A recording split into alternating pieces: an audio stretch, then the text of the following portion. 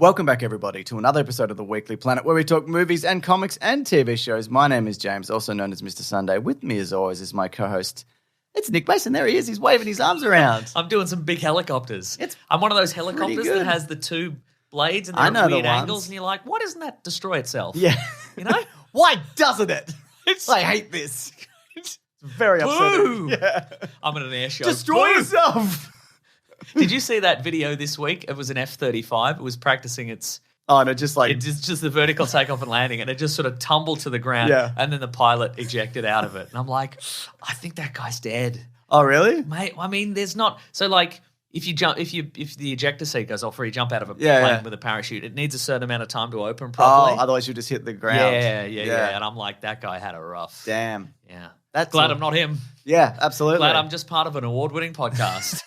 It's great to be here. You mean that time we won? And we got fourth this year or whatever. Yeah, cool. Yeah. Speaking of awards, Mason, I'm glad you brought that up. You're very welcome. Because next week will be the final show of the year before a short break in January. Mm-hmm. Probably not the whole of January, but most of January, Mason. And we have, of course, our Weekly Planet Awards. There's going to be a survey linked below. Unrecognised by anyone. That's right. So we obviously have our own opinions. And do we? Yeah. No, Mason, we do. I do a quick scroll of Twitter before the podcast You're going to starts. have to have your own opinions for this. Oh, dang it. But there's also, of course, the people who listen to this get to have a say because it is a vote. There are multiple categories, including, best movies and shows and whatever. Hair obviously gets a mention, best hair or worst hair of the year. A few bits and pieces here and there. Some hot contenders for the Game Is On award. The Game Is On. Oh, my God, Mason, it's a big year for the Game Is On. But just bold proclamations that we are going to have. We are going to kick this franchise off with a bang. That's right. We'll see you next summer for the biggest blockbuster you'll ever seen. Like the biggest turd I've ever seen. Absolutely. And all of that, Collins is kind enough, who edits this show, to also put that together. He works too hard, Mason. That's right. You can most likely there'll be a link on the Weekly Planet social media. There'll be a link in the Planet Broadcasting Great Mates Facebook group, etc. And a link below this. Yeah, that's right. So we'd love you to participate if you are so inclined. But of course, our rulings are final. If you say a different thing, and we can say a different thing too. Can't we? Right. That's right. That's right. It's the beauty of free speech. That's right. That's right, Mason. But if your opinion's too bad, we'll ban you from the group. Yeah, and we'll find somebody who can beat you up. Not us, because we couldn't. No. But we'll find a bigger listener to beat you up. That's right. A bigger, more loyaler listener. That's right. Anyways, Mason. Big Steve. Yeah. Oh yeah. If you're a big Steve, let us know. Yeah. And you'd be willing to take out some trash for us. If you start most of your sentences with "duh," yeah, perfect. Say what, boss? If you're one of those guys, that's great. Let us know. Now, these are the topics of that we're going to talk about today, Mason. If people do want to skip ahead, Collins puts time codes below. That's right. We're going to talk about what Christopher Nolan has done for his newest movie, Mason. Oh, no. Donald Glover is participating in a Sony spin-off Spider-Man villain movie. Donald Glover's in the spum, baby. Well, he already is, but now he's doubly in the spum. He's double spumming it. That's right. And then we've just got a bunch of DC stuff, including Patty Jenkins, how they said she walked away, but she's got an official statement about the Batman being in the DCU, about what's happening with Superman, about what's happening with Black Adam, about what's happening with The Flash, all of these different things going, what's happening with Shazam 2, et cetera, and so forth. That's a bit to go through. I am glad we are not on the pulse of anything, really. Yeah. Because if we were last week, we would have done a video maybe about what was happening what was unfolding in the DC universe and Warner Brothers. Then we would have done a second video. Would have been turned around instantly. We would have been I mean, on the one hand, it is kind of good that James Gunn is out there going like, this rumor's fake, this is false, yes, this is true, etc. Yeah. But boy, it makes it hard on those content creators. It certainly does, Mason. Exactly. Especially when he mocks them in public. Then we're going to talk a bit about the God of War series that's coming. Trailers ahoy for a bunch of stuff, including Barbie 65 and Spider-Man Across the Spider-Verse. And then, of course, it's Avatar week, Mason. Yeah. It's Avatar 2 week somehow. Yeah, right. Somehow this has happened. We thought it was one of those fake movies, like the movie 65. But right. it's happened and it's out there. Yeah. That's right. We got some stuff to say. We have not discussed it at all. So we haven't. We haven't said a single goddamn thing to each other. And we're actually going to record our reaction separately. Okay, great. Yeah, so that's going to be fun. All right, Mason, let's start this I'm going to be in the booth and I'm going to be doing that hand motion when I go up and down octave, you know. Oh, I like that. That's good. I thought it was pretty good. So, you know. Don't tell me now. No, that doesn't reflect my real thoughts. Okay, good. I bet it does. Wow. So Total Film they spoke to Christopher Nolan about his upcoming movie Oppenheimer, which is, of course, about the creation of the first nuclear weapon. It's pronounced nuclear. Nuclear, Okay. man. The atom bomb. The atom bomb. Thank you. That's much easier. And what Christopher Nolan is up to. So one of the things he's going to do in that movie is replicate the Trinity test, which was the first nuclear weapon demonstration, which was done in New Mexico. But here's the thing, Mason. Here's the twist. Oh, no. People are going wild for this. No. He's doing it practically. He's not going to use any digital effects. Oh, So people have Christopher been Nolan. saying, and we probably joked about this, that like, oh my God, like he's doing a real nuclear explosion. I don't know if we said this specifically, or maybe somebody on the internet said it and we parroted it like we do. But I think maybe we said something like, given that the pandemic, so many movies shut down, they should have just saved up all the stunt points and have him detonate a real nuclear bomb. You know? Absolutely, that makes a lot of sense. Yeah. So he's going to. Well, no. Well, obviously, it's not. I mean, it's just called an explosion. Yes. I mean, it's going to be spectacular, and apparently you got to get the weather right and all of these different factors to make it look like a nuclear explosion. But he's not just. It's a big explosion. Now, do you think this is going to be record breaking? Because we've had in the last few years, we've had, Spectre was the biggest one, I think. Yeah. Yeah. And everybody looked at that and went, yeah, that's pretty good. Yeah, I guess. Well, that's what the people in the shop seem to be doing. Yeah. Like the way that Daniel Craig and Leah Seydoux just looked at it just like, yeah, all right. I mean, there's a fine line between... Let's go. There's a fine line between, like, cool guys don't look at explosions and there's something happening, man. You should pay attention to that. You should have been like, Christ on a bike. You know what? That singed my ball hairs. It would have been great if either of those two said, Christ on a bike, that singed my balls hair. Because they can only do one take. What? And so you got to put it in, don't you? Got to put it in. Exactly, that's right. So that's fun. So there you go. I'm looking forward to Oppenheimer. How is he going to twist time this time around, Mason? I don't think he will, right? Well, we always say that. Okay. Or I always say that. And then he always does somehow. Oh, I mean, it will be more in the vein of your like a Dunkirk. Dunkirk than a Tenet. That's correct, yes. Yeah, which is a movie also. I cannot imagine. No, I cannot see him going wacky with time travel. Like the first atom bomb goes off and John Tenet and his mate show up and they're like... Could you see some kind of slow motion nuclear blast happening and you see it happening in a weird time way? Oh, yeah, 100%. And there's weird time stuff happening? Sure, yeah. Maybe there's a counter? Yeah. Of how many seconds it's... Yes. All the people are obliterated or exactly, something? Yeah. Wow. Just a counter. It's just a... Yeah. We see Cillian Murphy and he's like, Christ on a bike. That's Singed my balls. Correct, yes. Great. Hey, speaking of time. Oh, yeah. I don't think this is on your list, but we'll bring it up anyway. Have you got... This is your one bit of news. No, I've got more. James, I've got so many bits of news. But here's one bit of news. Okay. It's, we got the first look at Ncuti Gatwa in his new Doctor Who outfit. What do you think about it? I like it. And I like that the big signature piece, I guess, is just a big orange T-shirt. Right, yes. Because, I know you don't like a lot of shirt front often, but this isn't shirt front. This is T-shirt front. That's fine. It gets so a pass, that's what I thought. Yeah. I like it. Yeah. Yeah, but you're a fashionista, so where am I wrong? What's going on? You say that, but I've been wearing this T-shirt for 3 days. Anyway. I can smell it. Yeah, I know. I like the colour scheme. I think the colour scheme is great. Totally. So the thing about it is, I'll have to see it in motion. It reminds me of like an old wooden, like an orange, like a Tetley's chocolate orange. Sure, that's part of it. That traditional British treat. But you see like a wooden chair from the 70s, and it's got like an orange linoleum kind of seat. Yeah. So like that kind of yeah. Look, I like the plaid. What's interesting is, James, is that they both have like a brown Prince of Wales plaid or a Glen plaid as they call it, but. That is interesting. They're slightly different scales. The pants have a smaller scale than the jacket. What does that mean? I think that's going to be upsetting to the eye. Okay. Maybe in motion, we'll see. Yeah. They should either be the same size or one should be really big and one should be really small. Okay, right. Yeah, okay. Or they should be different. They can be the same size. Like maybe one's a check and one's a stripe, for example. But this would obviously be intentional, I assume. Sure, maybe. Like to make, it's probably means something or does something. Maybe it means something, sure. Or does something. Okay. Anyway, I like it. Just sort of generally too. speaking, I think it's a good colour and it feels very Doctor Who-y. Yeah, it does. It's a lot of people are like, I don't know this what just looks like he got it at Top Man.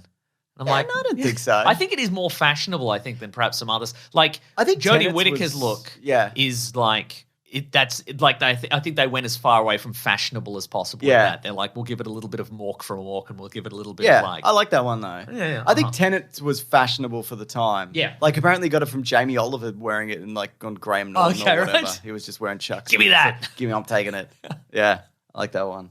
So there you go, Mason. If you don't mind, I've got a bit of news. Ooh. It's from THR. Donald Glover. So THR's got a bit of news. They've got a bit of fine. Fine, Mason. Wait a second, you've never had a bit of I've news. never had a bit of news. Oh my God. It's all been from THR. It's all THR. Whoa. Donald Glover will produce and star in a Spider-Man villain spin-off movie. And you might be like, oh yeah, because he plays the Prowler in one of the Spider-Man movies. Yeah. No, it's the Hypno Hustler.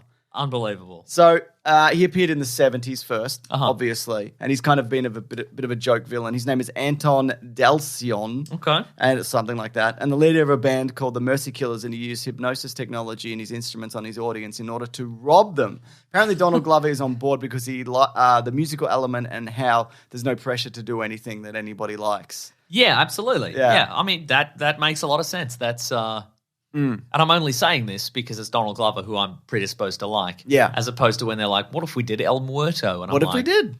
I don't care. No.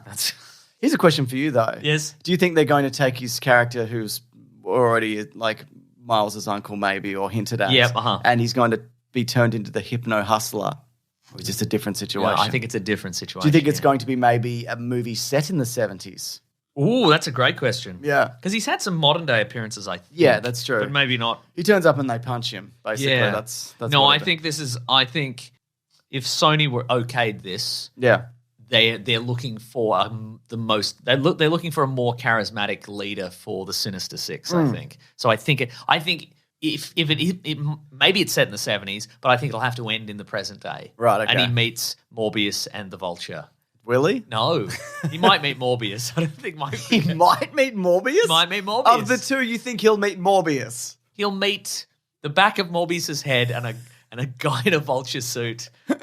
and he'll meet some audio that Michael Keaton recorded on his phone in the car on the way to McDonald's. From the movie Morbius. Yes. Yes. Great. So thus far, the Sinister Six then will be Morbius, Vulture, Craven if that movie comes out. Yeah, apparently it is. Hypno Hustler. There's the Scorpion. Oh, the Scorpion guy. Okay, maybe he'll be in that. Yeah. And maybe one of the Madam Webs or Spider Women or something. Yeah, sure. Well, which ones didn't go back to the universe as well? Well, they can bring them over. It doesn't really matter. Maybe one of the No Way Home villains. Yeah. Okay, maybe. I don't know who's alive and who's in. I don't know. And who would still do it. Yeah. Like, I mean, Jamie Foxx is too big, I think, to be sixth wheel in a disaster of a. It's kind of amazing he did the last one. Right? Yeah. Thomas Hayden Church wasn't even there, really. No, that's right. Who's left? I don't know. The lizard Alfred guy Molina's wasn't there. too busy to. I think he'd do it. Yeah. I guess. Yeah. I guess for every chocolate you need a Sinister Six. Yes, that's right. Maybe. He's in something recently. I think he's in a TV series that like some I saw murder the mystery thing and whatever. Yeah, I know what you're talking about. Yeah. I saw it So on if that gets something. cancelled after one season, which it will, I guess he's free to do this. He can do this. He can be the sixth guy. There you go. So that's good fun, Mason. Now, do you want to put your other bit of news before I get stuck into all the DC stuff for the week? Because you said you had so many bits of news. I distinctly remember you saying that. I'll give you one. I mean, this would lead into. I distinctly remember this, Mason. This will lead into the DC, or it'll dovetail neatly into the DC news. From the Register, Amazon and Games Workshop announced Warhammer 40,000 film deal. Oh yeah, and the one of the interested parties who seems to have had a deal with this whole situation is a certain Mr. Henry Cavill. Do you think he's interested because he said he was going to do it in a post? He did say he was going to do it. And he's like, this is the thing I'm excited for, and whatever. And he's the man who in Hollywood who I think most resembles an actual Warhammer 40,000 Space Marine. Okay, like there are bigger men, sure, but structurally, he looks most like a Space Marine. I think. Okay, I get you. Because they got the He's so broad, the big wide suit that they wear. Yeah, absolutely. He's always wearing a big wide suit. I could see a Dave Bautista maybe, but he strikes me more as a Gears of War guy, which he might be doing, or he said he wanted to do at the very least. Wow, that's a great segue, Mason. Thank you. Anyway, agreement in principle with Games Workshop. It also, but I mean, James, how's Henry Cavill going to do this if he's so busy being Superman? And, Mason, and being Sherlock Holmes and being the Man from U.N.C.L.E. and I mean, and other guys. I mean, they're still doing the Enola Holmes movies, but I'm pretty sure he's only in them for like 4 minutes. He's in them for 4 minutes. I watched 2 the other day. Oh, what's it like? It's fun. They're fun. Yeah. I don't know. I haven't seen the second one. I like the first one. Anyway, so last week we talked about Patty Jenkins, how apparently she walked away from DC. They were like, give us another shot at what you would do for Wonder Woman 3. And she went, absolutely not. I'll see you all in hell. Yeah. But that's apparently not true because she released a statement saying she didn't leave and her relationship with James Gunn, and Peter Safran was civil. She said, it's simply not true. I never walked away. I never Craig David did it, she said, Mason. Wow. I was open to considering anything asked of me. It was my understanding there was nothing I could do to move anything forward at the time. DC is obviously buried in changes they are having to make, so I understand these decisions are difficult right now. She also mentioned that her Star Wars movie, Rogue Squadron, is still in development, though she was very precise in saying that doesn't mean it will happen, right? But it is in development. She went away to do something else and came back, and they're apparently working on it. My production office is over a big hatch, and if they pull the lever of the hatch, it will open up, and my whole production office falls into a pit of fire. All the papers? All the papers, yeah. All the staff. All the staff? Yeah. That's terrible news. That's right. If she makes one wrong move. Oh, no. All the staff, all her interns are just shaking, looking at like the latest issue of Variety or whatever, looking at box office numbers for her last movie, and they're like, they're ready to leap at any moment. Yeah. Grab something on the ceiling. Yeah. Anyway, so there we go. That's an update from last week. Oh, I was going to say, what do you think of the Warhammer universe? Oh, yeah, well, I'm going to come back to it. Oh, you are? If you don't Okay, mind. we'll talk about it then. You've thrown out my order of things. So I put this in a you very... asked me to throw out the No, order. I said, Mason, that I didn't want that. I explicitly said before the show, don't bring... I'll pretend to throw to you, and then you say, no, James. Oh. I know you've got a method to your madness, and you've probably thought this through, and I won't interrupt. Wow. Yeah, so that's what I recall. Now, what I said, James, is James, stop pissing in all those jars. Sealing them up for later. Nobody wants you said those. 2 things. Yes, I did. Oh, yeah, I did say 2 things, yeah. Yeah.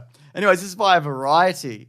So they reported that they are folding in the Batman, as in the Robert Pattinson Batman, into... I'm not going to... that was a mistake, but I'm just going to leave it. Okay, great. Into the DCU. He's going to be the official new Batman. Who's saying this? Variety. Rumor, and this is rumored. Yeah, this is a guy called Adam Baveri on Twitter. Adam the Big Liar? That's right. Wow. But James Gunn said on Twitter, there are a few reporters I love more than Adam. Truly a good guy, but in this case, he needs to get a new source, as this is entirely untrue. Wow, and if he looks below his feet, below his desk, he'll see a big hatch open. And he's going to fall into a big fire. Oh, no. Yeah, it's just the price of doing business in Hollywood, baby. Is, Mason. I wish it wasn't. I'm not fussed. Mason, apparently, though, he also said, not apparently, he said that Batman will be a big part of the DCU, and also that Ben Affleck might be directing something. Oh, yeah. But he will not be Batman, as we will be talking about. Now, speaking of people not being a thing. Oh, yes. This is a statement released from Henry Cavill after he recently said he was Superman again. Oh, no. And we saw him as Superman. And we saw him. He said, hello, everybody. I'm back. I'm Superman. Right. We're going to have a big talk. I'm going to be in a movie with Black Adam. Are you? That's going to be good, I reckon.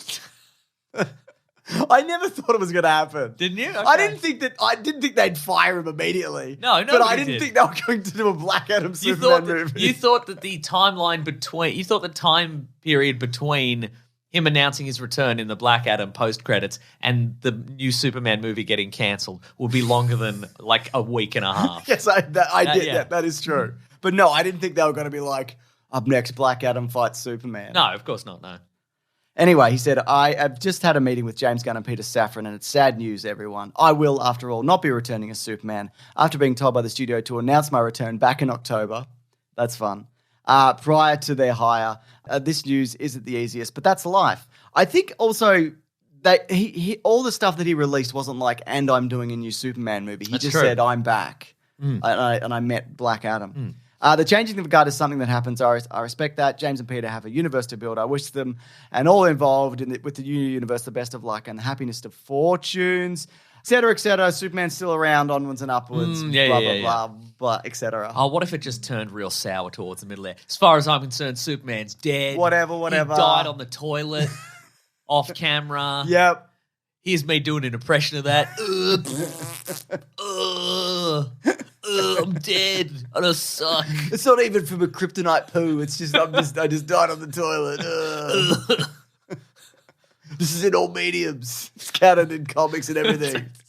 Yeah. I would love that. And just everybody checking their contracts. Oh my God, he's right. What do we do? So, no, he said it's been I guess we get his son to be the new son. And my son's dead too. He died on the adjoining toilet. We've got one of those weird bathrooms where there's two toilets. They're facing each other. It's late. It's late here. It is late. Yeah. It's only going to get later. Yeah. He said, it's been a fun ride with you all onwards and upwards. Here's the thing, though. James Gunn... He should have said up and away. Yeah, no, he said the different thing. Oh. He's not a true fan, obviously. Yeah, clearly. Yeah. Clearly. Look, it is a shame because I feel like he never made the definitive Superman movie. True, yeah. We've talked about this multiple times. I'm not going to rehash it. Yeah. But also, I get it. He's 40 and the plans that they're moving forward, they don't involve that. Anyway, I'll talk about it. So James Gunn said, among those on the slate is Superman. In the initial stages, our story was focusing on an earlier part of Superman's life, so the character will not be played by Henry Cavill. But we just had a great meeting with Henry, and we're big fans. We talked about a number of exciting possibilities to work together in the future. Now, apparently James Gunn has said that he's writing a Superman movie, but while he won't direct. I don't think he necessarily won't direct, because it seems as if it could be the first thing out of the gate that might not be like Peacemaker Season 2, which is currently happening. It seems like, from the information that we have, it looks like it's Superman. It looks like Superman is going to be the first thing because that's the only thing that he's really kind of confirmed is happening. Yeah, right. And I think the first movie out, you'd think that he would want to direct it, I assume, right? I mean, yes, but also maybe he doesn't want to. Maybe he doesn't want. You can't get that one wrong, is what I'm saying. Oh, interesting. I think you can get it wrong. I think you get it very wrong. And I think, what if? I'm not saying you.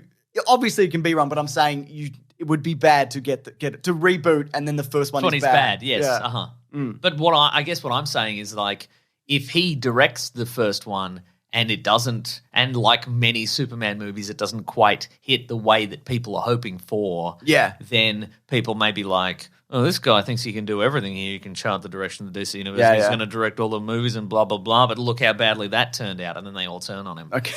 You know? Yeah. They pull that switch and they open the hatch. Oh, no. Yeah. So he's got one too. Yeah. They all have them, Fair's I guess. fair, yeah. Yeah. Mutually assured destruction, etc. That's right. Who's got each other's levers? It's random? It's random. It's like that movie, The Box. Oh, the box? Yeah. You pull everybody's got a lever, you pull it. Okay. That's no, great. That's not how it would work. No. Because how would we get how that would you reporter? target anybody? How would you target Patty Jenkins? You couldn't. You couldn't. It's lunacy. Yeah. That's how they should do it, though. I think so. Just somebody in Hollywood dies if somebody else makes a mistake.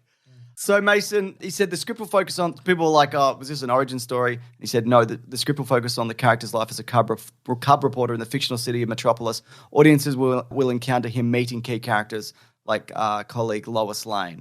So it's early days. I'd imagine something like Superman Birthright era. Yep. Not necessarily that story, which I would love to see actually. It also makes sense that they would go back to this because they just burnt through a lot of Superman years and stories. They did, They did Death of Superman in the second movie and then brought him back. They did a bunch of stuff, really quickly.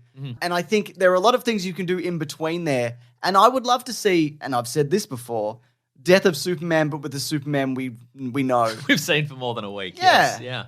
And that maybe people like of Earth. So, I mean, and I think... But imagine Death of Superman and the whole Justice League is there and you know them all. Right. And they're all fighting Doomsday. Right. You know? Mm-hmm. I'm not saying you have to do that movie in particular, but there's a lot of stuff. I reckon give it a few more years. Yes. Yeah. But I mean, I guess the takeaway from this is that it sounds like it will... Because this doesn't fit, obviously, in the timeline of Man of Steel and et cetera. So it is going to have to be a full reboot. And it's going to have to really reboot pretty much everybody. Yeah. Because if it's a movie set when he's just started his job at the Daily Planet and he's Superman and then he meets Batman and then he meets Wonder Woman and etc., they're going to have to all be fresh new meetings at a different time than he met them in the Snyderverse and so on and so forth. Which is why they're recasting everything. Apparently they've removed Wonder Woman and Superman from The Flash. They had cameos. Mm-hmm.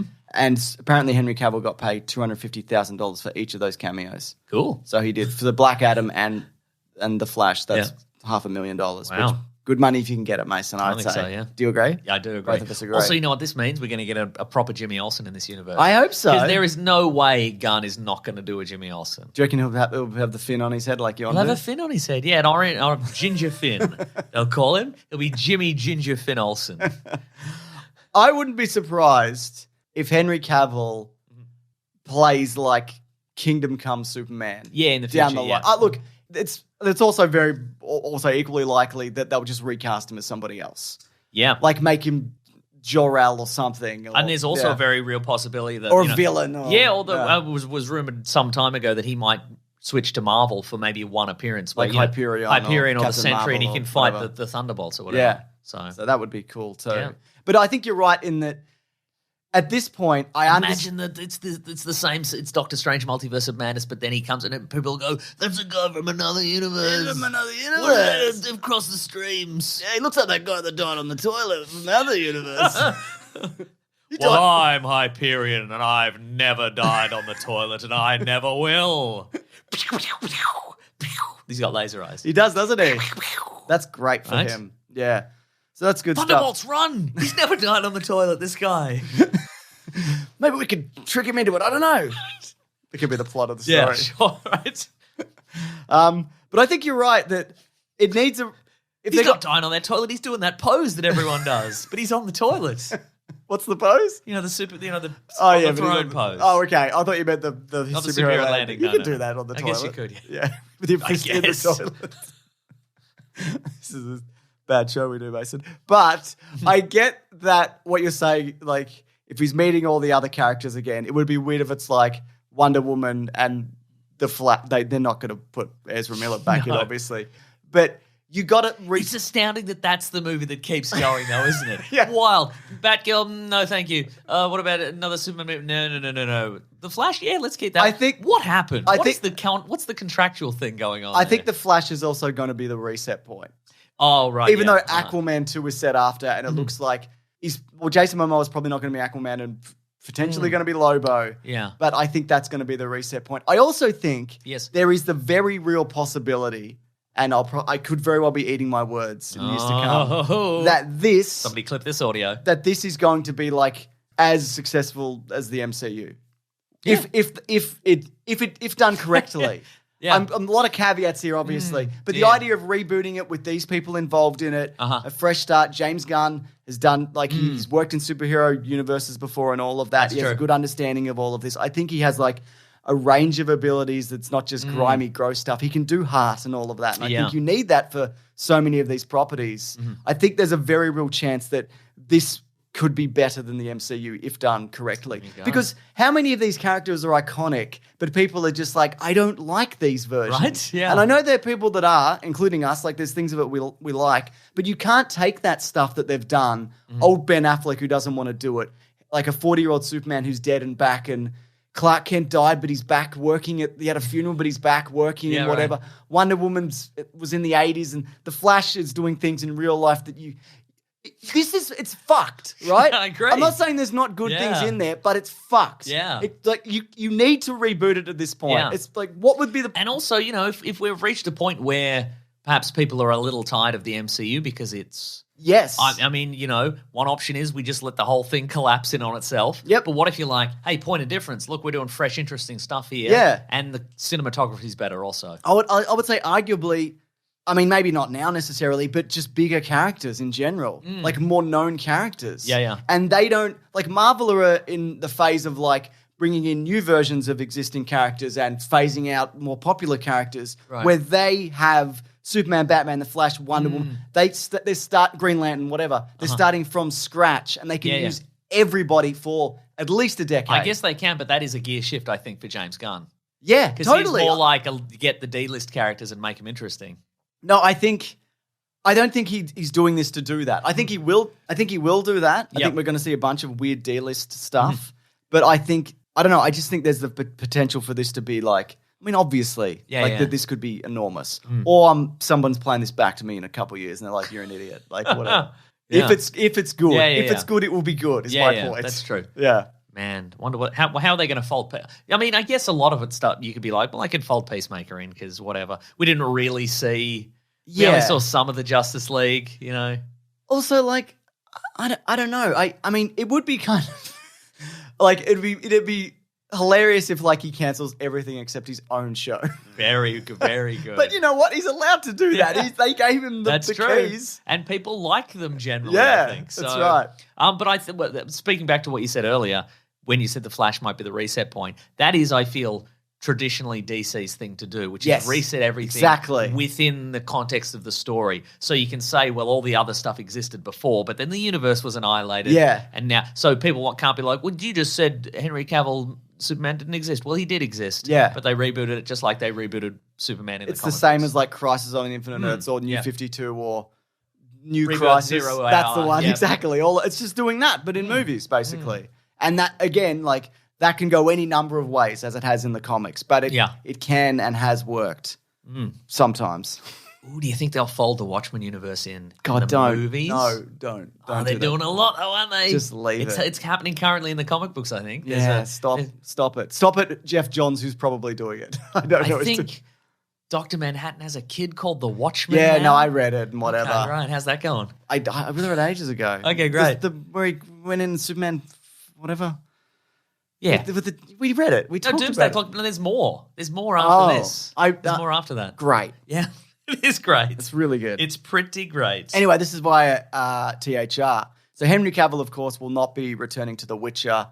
People are saying, well, he quit The Witcher to do Superman, and I don't think so. I think it seemed like he wasn't happy with a lot of stuff regarding that, and also Liam Hemsworth is now The Witcher and whatever. Yeah, that's right. But he's going to be, as you mentioned, Travis Warhammer, and he released a statement. I've loved Travis Warhammer since I was a boy, making this moment truly special for me. The opportunity to shepherd this cinematic universe. Commander Shepard, like from Travis Warhammer, Mason. Yeah, they're best friends. Yeah. From its inception. And enemies, bitter enemies. It's true. It's quite the item of responsibility. I couldn't be more grateful for the hard work put in by Vertigo. It's going to be in Amazon Studios and Games Workshop to make this happen. One step closer to making a nigh on a lifelong dream come true. So there you go. He's Mr. Warhammer himself. Mr. Warhammer himself. I know obviously nothing about that, but it's always been in a universe where I see like a figurine or a Games Workshop and I'm like, okay. I am very excited to see just the aesthetic put to film. Like we've seen it in video games and we've seen it in other stuff. You know, there's a lot of fan films on YouTube and so on. But I'm excited to see a huge budget put to this awful universe that is horrible. What do you say awful? Well, no, it's a universe that looks great, but it's this, it's a universe where everybody's at war all the time and Warhammer. Everybody's at Warhammer all the time, and it's just kind of this decaying universe. Is it whoever's got the Warhammer is winning? That's right, exactly. Okay. Yeah, it's a big game of tag. You see that movie Tag with Jeremy Renner? Yeah, I did. It's not good, but go on. What did he think of it? What did Jeremy Renner Because you saw it with You Jeremy said Renner. that. You saw it with Jeremy Renner. How dare you lay that trap for me? That is rude. Yeah. He was in it also, so I imagine he would like it. Yeah. I told him I liked it, but I didn't like it. Wow. I didn't finish it, I don't think. Yeah. I'm like, it's fine. Yeah, well, the people who are like, man, I would love to live in the Warhammer universe. Would you? I'd rather have a lovely tea party, quite frankly. Do you think there's a very good chance that this could just look like that or happen like just the Warcraft movie? I know people are like, I don't get this, and why is everything so big and wide? That's a great question. Everyone's big and wide, and all their guns wide. Their guns and swords are big and wide. I'm also curious as to who he will play because Travis Warhammer. It's a good point. No, who are the characters? Well, I mean, I like in the overall lore, there's the Emperor. Yeah, who's been sort of. He's in like a giant golden iron lung because he was betrayed thousands of years ago and et cetera. And so, but he projects the energy that helps the Imperium of Man navigate the stars, etc. Is he nice? No, he sucks. He's the Emperor. Yeah. But he also might have been Jesus. What? Yeah. Real Jesus or like Warhammer Jesus? No. What? Well, what's the difference? Well, in the Warhammer universe, is that set in our universe in the future, right? Yes, is that it is, right? yeah. So literal Jesus. Yeah. This is great stuff. It is great stuff. I am loving this awful universe. See, I also love the lore of there's Lorehammer. so much lore. There's so much Lorehammer. Yeah. And if the wiki isn't called Lorehammer, I will scream. Just gonna check now. I won't check now. But also the Space Marines, which are like the elite soldier of the Imperium of Man, they are all built essentially from like young men who are turned into these monstrous soldiers using DNA from their Primarchs, which are the guys that that founded the chapters of the Space Marines. I can't wait for the opening crawl of But they're all basically clones of the Emperor. Oh, okay. So if Cavill... They all look the same? I think so. Okay. They'll probably have different scars and stuff. Yeah. But if Cavill's the Emperor, he'd also be all the Primarchs. Yeah, okay. So does he give himself that? If he's producing this, does he give himself all that, like 14 roles or whatever? Or is he just like a grunt? Like maybe it's like maybe he's a Space Marine, but he's just, he's in the war and just... insane stuff happens and he's like, Christ on a bike. That was a big explosion. Even for me, and I'm big. Imagine how little people would experience that explosion. This sounds singed my genetically engineered balls, I tell you what. Well, no, I appreciate that rundown that you've given me. And there's also big mechs and stuff. Yeah, and they have to move on like octagonal spaces. Yeah, I'm looking forward to that. I'm looking forward to that tabletop element being introduced into the series, and they have to abide by the law there. The Lawhammer. Yeah, the Lawhammer. Great. Yeah. Anyways, this is by Al Mayimbe on Twitter. Did you play any of the video games?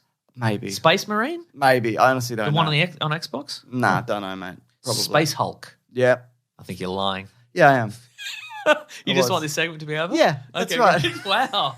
I thought this is the easiest. I don't think you're excited about the Lawhammer at all, quite frankly. I thought, what's the easiest way to move this forward? I'll just lie. But, Well, it didn't work. No, not this time. Yeah, that's right. Just most of the time. This is by Al Mayimbe, who says, apparently The Rock, on Twitter, The Rock turned down a cameo in Shazam 2. Which seems ridiculous because that's the movie you're supposed to be in. Yep. What are you doing? Yeah. Anyways, this is via Puck News, specifically from Matt Baloney, who said, and you mentioned this. Matt Baloney. Yes, you mentioned this last week. It might be Belloni, Beloni. Anyway, The Rock's PR team leaked the story apparently to Deadline that we read through last week. That was like, actually, Black Adam made more money than ever. Yeah. And it actually made a lot of money, like the first Captain America movie, etc. Yeah. The quote from the article is one of them, it's a pretty funny article, is one of the sillier trade stories of all time. Nice. Which it did read that way. Yeah. So we talked about that last week.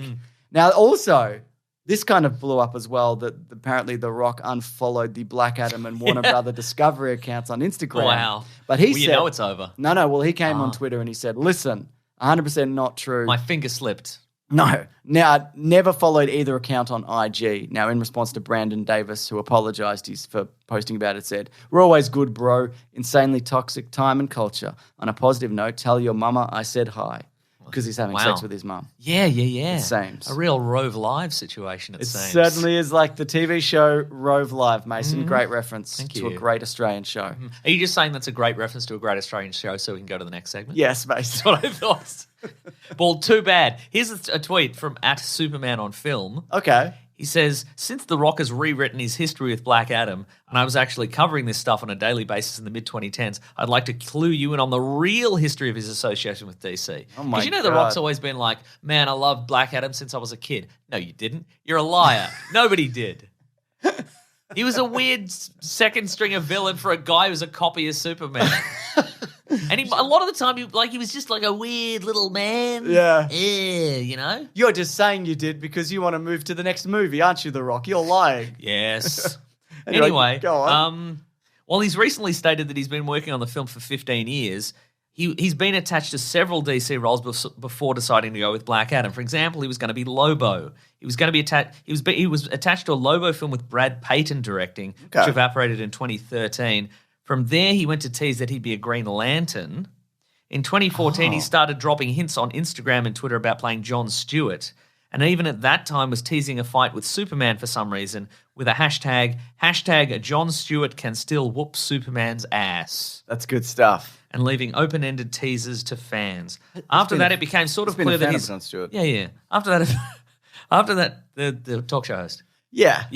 After that, it became sort of clear that his deal with DC was more of an open-ended development situation. For example, he could choose to either play Shazam or Black Adam.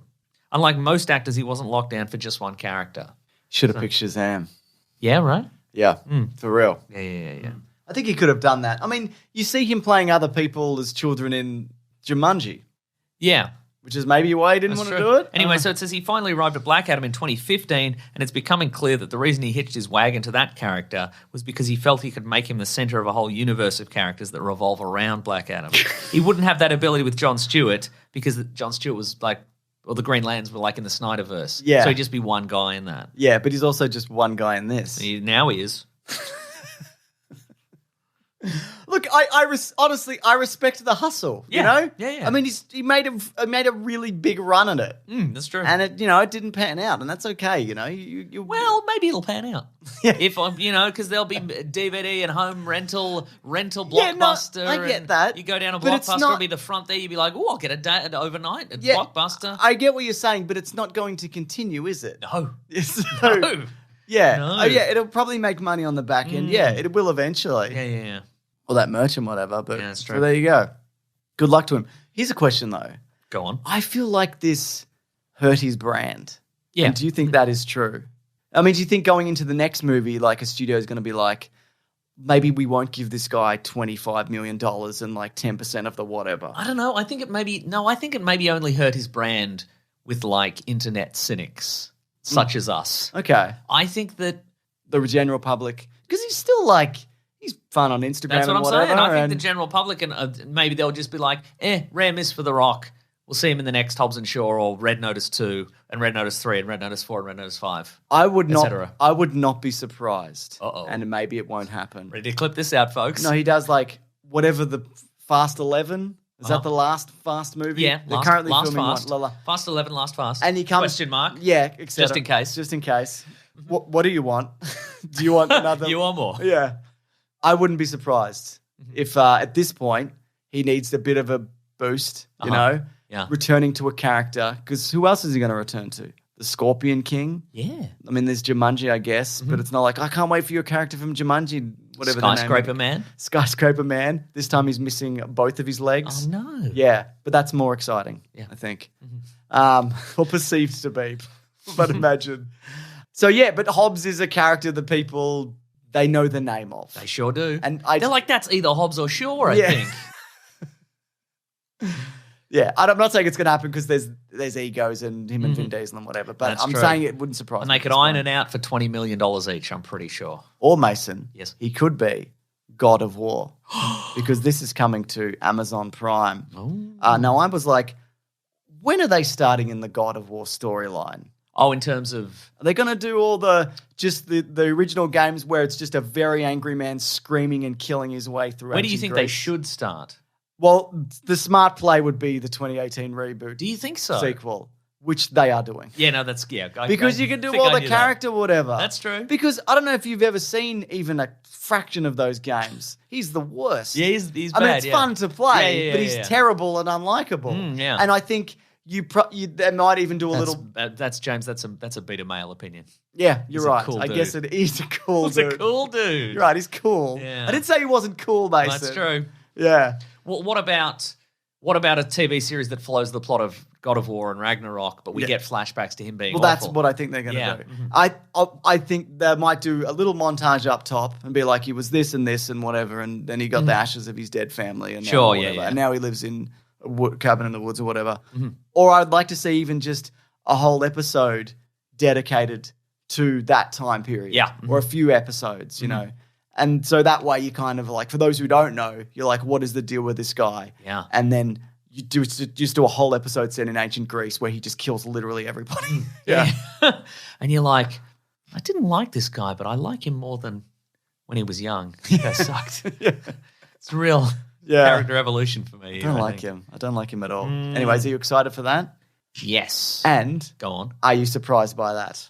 This being a show that they're doing? No. Yeah, that's right. That's a How's The Last of Us doing? It's not out yet. But people seem to be hyped and excited people for are it. hyped and excited. And PlayStation loves dads team up with somebody else and they do That's a thing. true, yeah. You know? It's probably big dad market, It's probably what Ratchet and Clank is about. Maybe, yeah. Clank is the son. Ratchet is the dad, I think, Mason. Because he probably built the robot. Is that right? I don't know. Dak and Jackster. Sure, yeah. Other popular titles.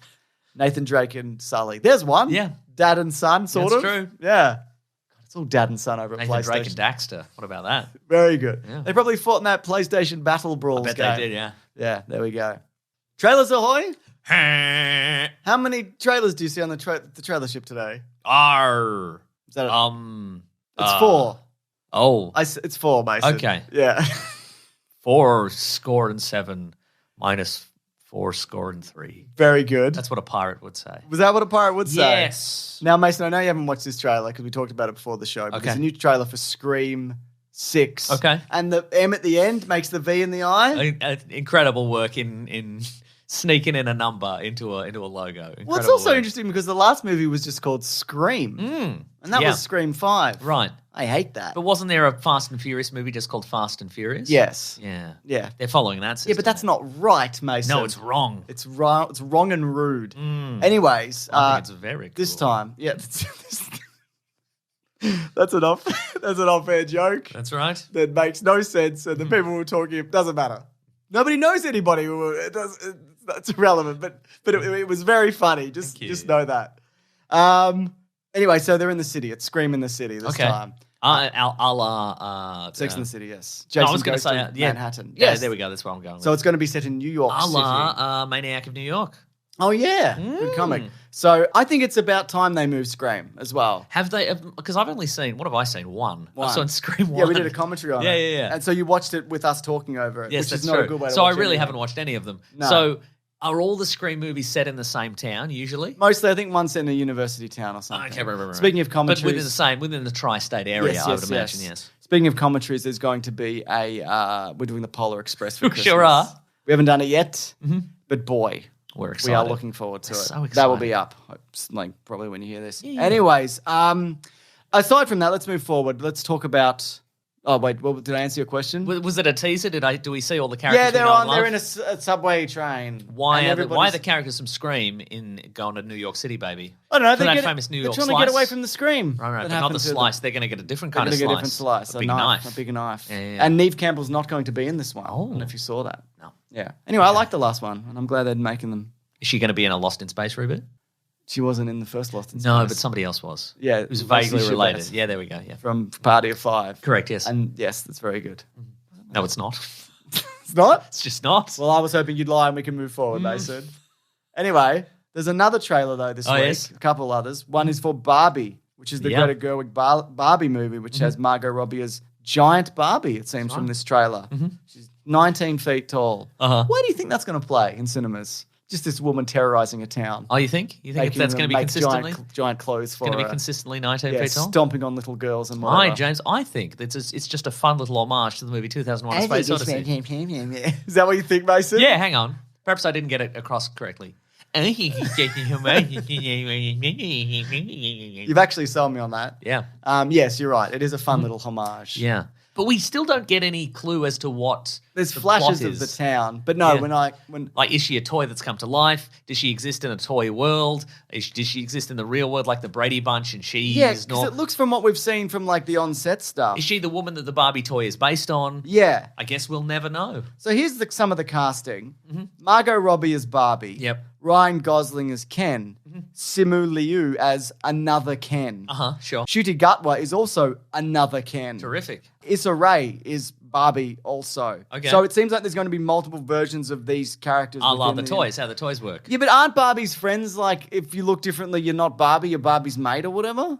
That's a great question. I don't know enough about that. James, I wish I knew enough. I wish I knew as much about Barbie lore as I did Lorehammer. Sure. The lore of Warhammer. The but lore I don't. of Warhammer. Okay, fair enough. Anyway, this is intriguing to me. I like the idea of this, and I think it doesn't feel just like it doesn't feel like Battleship, but Barbie. Oh, that's or true. whatever, Yes, it doesn't feel like happening. It doesn't feel like it is just a mechanism to sell Barbie toys, even though there will be like Margot Robbie Barbie toys and all the multiple Kens and all that sort of stuff. So now, you prefer a Bratz toy or a Barbie?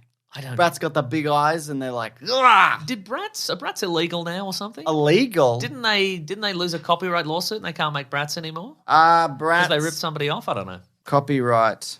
Can I make my own Bratz? Jury rejects Mattel's Bratz copyright claim. Huh. So there you go. So apparently there was a lawsuit. I don't know anything about Bratz, I'll be honest with you. Yeah. Wasn't there a TV show? Doesn't Well, matter. here's something from Plagiarism Today. There's an article from 2011 that says how the Bratz verdicts may impact you. Whoa. It What? says you, Nick Mason. What? How old is this article? It also says not the drummer from Pink Floyd, Nick Mason, who will be on the Weekly Planet 2 years from now. What? Yeah, that's true. Do you know we're 10 years next year of this show? Yeah. Ridic. Get less for murder. It's true. Depending on the circumstances, obviously. Yeah, like if they really deserved it. It was a manslaughter, whatever. Like you yeah. hit a guy in the pub and he died and whatever. Yeah, it was an that's true. accident. You probably, you're right. Yes. We're less manslaughter and more man's laughter. That's true. Anyway, Barbie. Let's all look forward to it. Let's all look forward to it. I'm excited for this. Now, then there was a trailer also this week for the movie 65. Yes. Which, quite frankly, Go on. looks amazing and I love everything about it. Amazing, but also baffling. Not so much. If you want to go into an Adam Driver movie, like a sci-fi movie called 65, you don't want to know anything don't watch about this trailer. Don't watch this trailer and maybe skip like a minute. Skip ahead, yeah. Because what the movie is revealed at the end of the trailer. Yeah. And also in the name, sort of. Also in the name. So the big reveal for this movie is Adam Driver. He's in a spaceship. He's some sort of future spaceman with a future laser gun. He says hello. And he's in a ship and he's transporting some people across the stars, and then he crashes onto a planet and it's just him and a little girl, and he's like, I gotta protect this little girl. And he's like, what's there's out here on aliens. this planet? Look out for these aliens. But then they're freaking dinosaurs, bro. Because he's on Earth at 65 billion years in the past, bitch.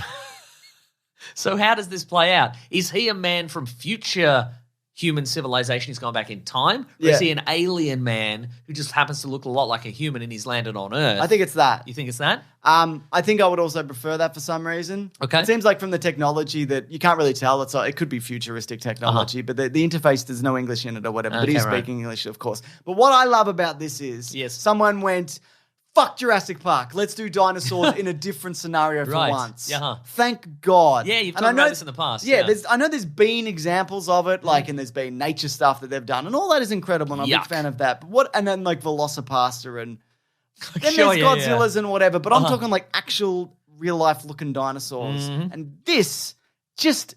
Everything about this I love, except the title, which sucks, sort of a little bit. Okay, it's sure. I think it could tank based on the title alone. Oh yeah, maybe we'll get a Reap title sooner. Adam Driver fights the dinosaurs. Adam Driver does a big dinosaur fight. He has to punch so many of them. Yeah, Cadillacs and dinosaurs and Adam Driver. Yeah. Anyway, it's got that thing of a dad and a little kid, which is very popular at the moment. That's a one-quadrant movie, dads. But that's all you need. Yeah. Top Gun Maverick proved that. I'm goddamn jazzed for this, Mason. It feels like when they first put like zombies and Nazis together.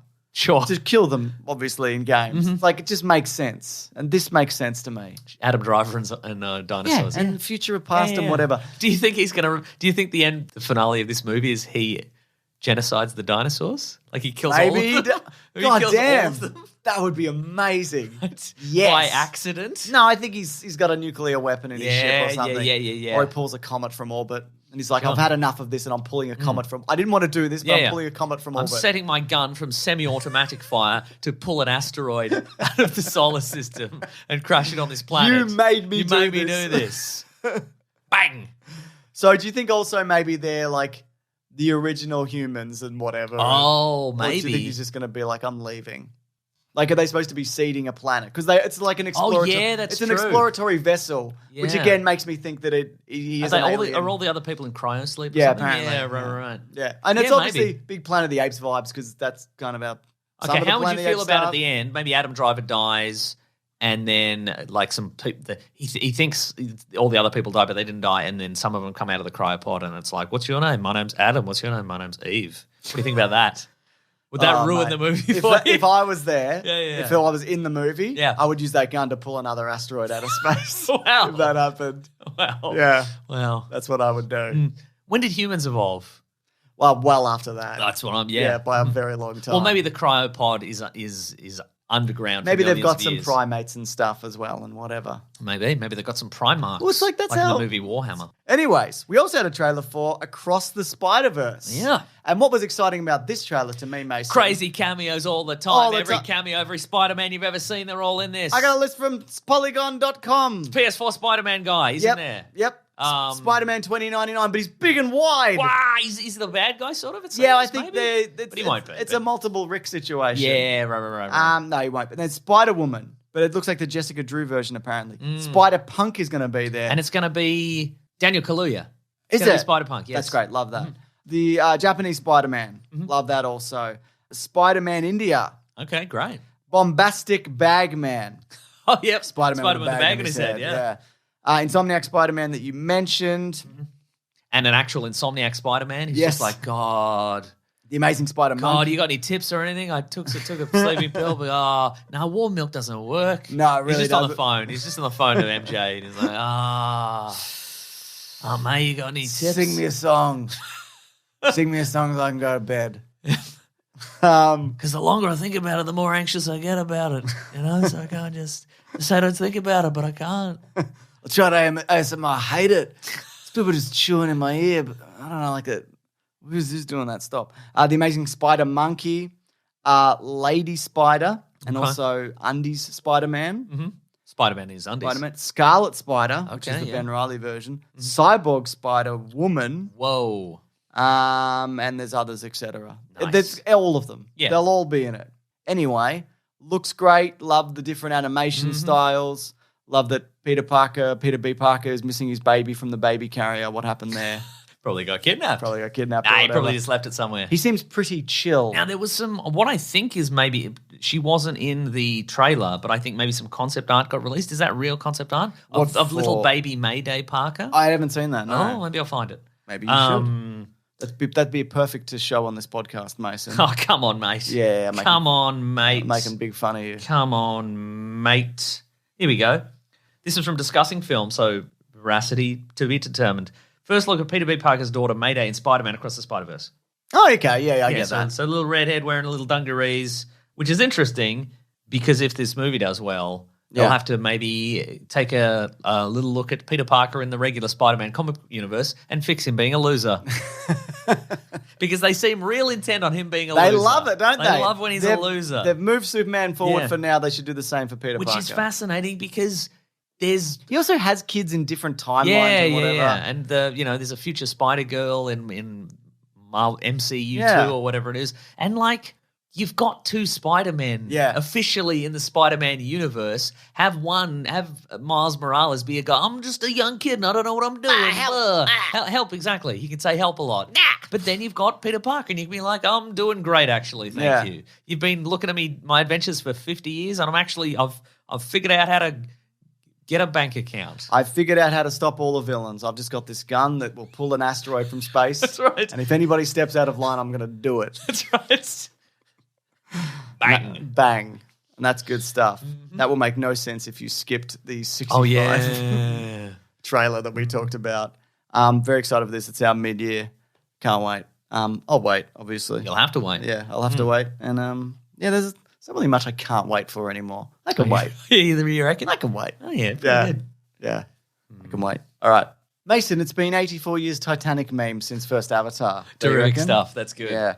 And before we get straight into Avatar 2, Hold Hands with a Whale or whatever, we're going to talk budget. We're going to talk box office. Mm-hmm. Because obviously the first Avatar movie reclaimed the spot for the biggest and best movie of all time. But also famously for Avatar, it was a grower, not a shower. That's true. In the sense that it didn't do well initially, like the first opening weekend, right? Do you know what grower is? Okay. So I'm pretty sure this is what it meant. But it didn't do well initially, but then what word the of mouth... initial showings. Yeah. But then word got around and then it became the huge blockbuster, right? So if that holds true here, even if it didn't do that great initially, maybe it'll do $2 billion again. Well, so this cost $350 million. James Cameron has said it needs to make $2 billion to break even, which is a little excessive. I think it's something like it needs like $800 million maybe to break even. It's hysterical. Just now settle down. The first Avatar made $77 million in its US opening weekend, but as you mentioned, it barely dipped like in its second week, and then it just grew. Went off. And in a month, as we talked about when we covered it for Caravan of Garbage, it was a $2 billion movie, which is very unusual. Now, this one is going to make, in the US domestically, $130 million-ish for its opening weekend, which is obviously better than the original Avatar, and it's going to make $410 internationally. But this movie also has the advantage of, unlike most movies this year, with the exception of a couple like Jurassic World Dominion, it's opening in China. And I think the first Avatar made something like $200 million in China. So that's big bucks, Mason. That's big bucks. So again, it's good. So a lot of it was projected to be much bigger than this. I see. But I think there is a very good chance that like the first one, this is just going to have a run. Yeah. And will it be bigger than the first one? I mean, that it's possible, I guess. But, $2 billion and et cetera and so forth is a lot. Yep. but we'll see. Absolutely we'll That see. being said, what do you think the story was? Oh, come on, mate. Mason, it's been 84 years Titanic, man. Oh, come on, mate. All right, so it's a bit later on the world of Pandora, and bloody Jake Sully's there, and Neytiri's there, and they got some kids and whatever. Yep. And then they're like, freaking hell, for reasons, we got to go to a different place. We live in the forest. We're cool with the forest. We're going to go to another place. We're going to go to the water, meet the water guys. Let's see those guys. Yeah. Those freaking guys. That's the conversation. Yeah. Mason, can you stop playing a clip of the movie Avatar 2 The Way of Water? I won't. But then they're like, what? Got to learn the way of water, and then we're going to do a big fight. Yeah. Anyway, before we get into the talking about the movie, sure. I think we should do a classic because we haven't spoken minute one. We watched this movie separately. Yep. We haven't talked minute one about this movie. I think we should do a classic 3, 2, 1 and then say what we thought of the movie. Okay. You ready? 3, 2, 1. I thought it was liked pretty good. Huh. We both enjoyed it. We both enjoyed it. Now, yeah. as we recently talked about, we were not swept away by the original Avatar, despite wanting to be. And yet this one, I was very much swept away for a large majority of it. When did you dip? I definitely dipped, and I will talk about that. Right. But I would say about this movie, I really liked it, and I think it was a significant improvement. Agreed. And obviously, you'd hope that it would be a significant improvement technically from a movie that came out, 13 years ago? 13 years ago. But that's not why I liked it. No, but it is. It certainly is. Yeah, definitely. But it is also more engaging. And yes. I feel like maybe we did a little bit of a disservice talking about Avatar, like especially when we did the Caravan of Garbage on we YouTube. recently did that. How can we get it wrong when we did it so recently? Well, that's the thing, because I think I think maybe we've both received some correspondence on Twitter and emails and so forth where people have said, "Oh yeah, I've rewatched Avatar and didn't love it, and maybe I'll just skip this one." And I'm like, I don't think you should skip this one. Agree. This is a better movie. But you kind of have to see the first one to get this. Well, it hits the ground running. Yeah. James Cameron, in his ways, just assumes you remember. Yeah. Like at one point, they're like, good, though. They're like, hey, I mean, everybody saw it. Yeah, everyone would that's have true, a vague memory of it. Yeah, but I mean, maybe if you're younger. But I mean, recently, like at one point, almost immediately, they're like, "Hey, what's going on with Grace's avatar?" And I'm like, "Oh, who's Grace again?"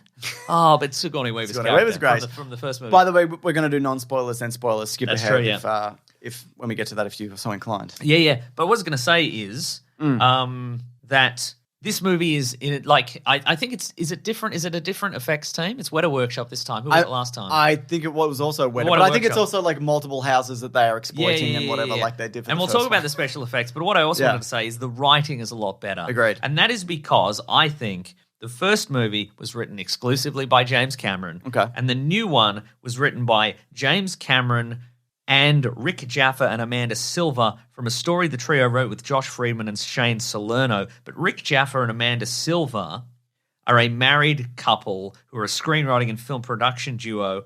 They wrote the reboot of Rise of the Planet of the Apes. Oh, okay. Or they wrote Rise of the Planet of the Apes.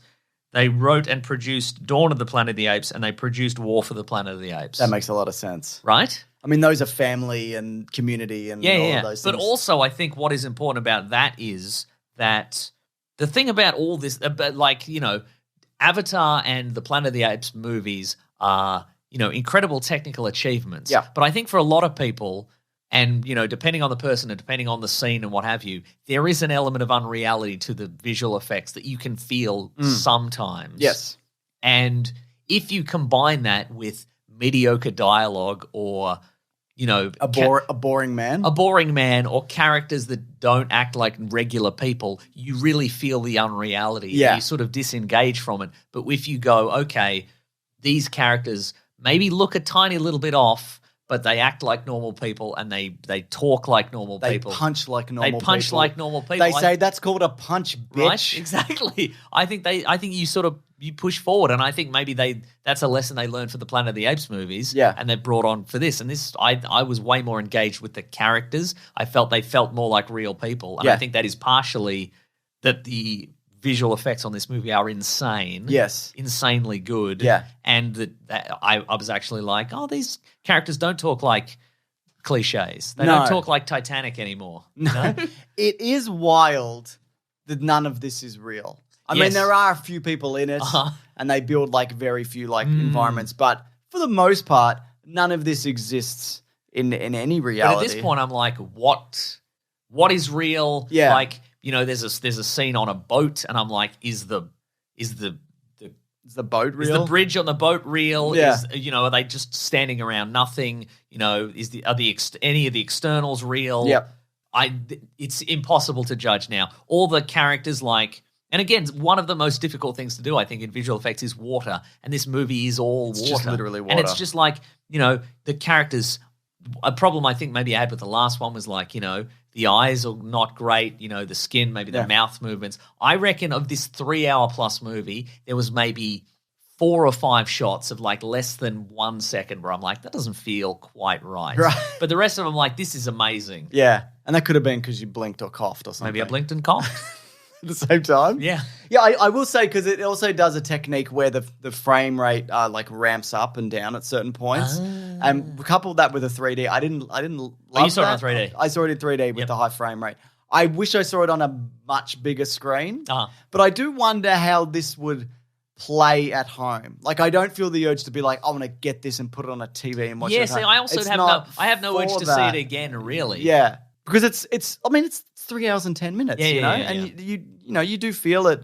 You do feel it at times. But I will say this, I've talked about how I don't like Jake Sully, how he's just an empty-headed moron who the tree's made to do things. And there's a bit of that going on here, but it's got to the point where he's at least a decade on, more so. He's got children, there's stakes, he's part of a community. He's not just doing things because he's all right. Which is how I felt in the first movie. Mm-hmm. And I think the gap between this movie and the previous movie, it really serves the story. And I think it also affected me personally, is because I was a lot younger 13 years ago and I didn't have children. And I'm not saying you can't, you obviously enjoyed it. You don't have kids.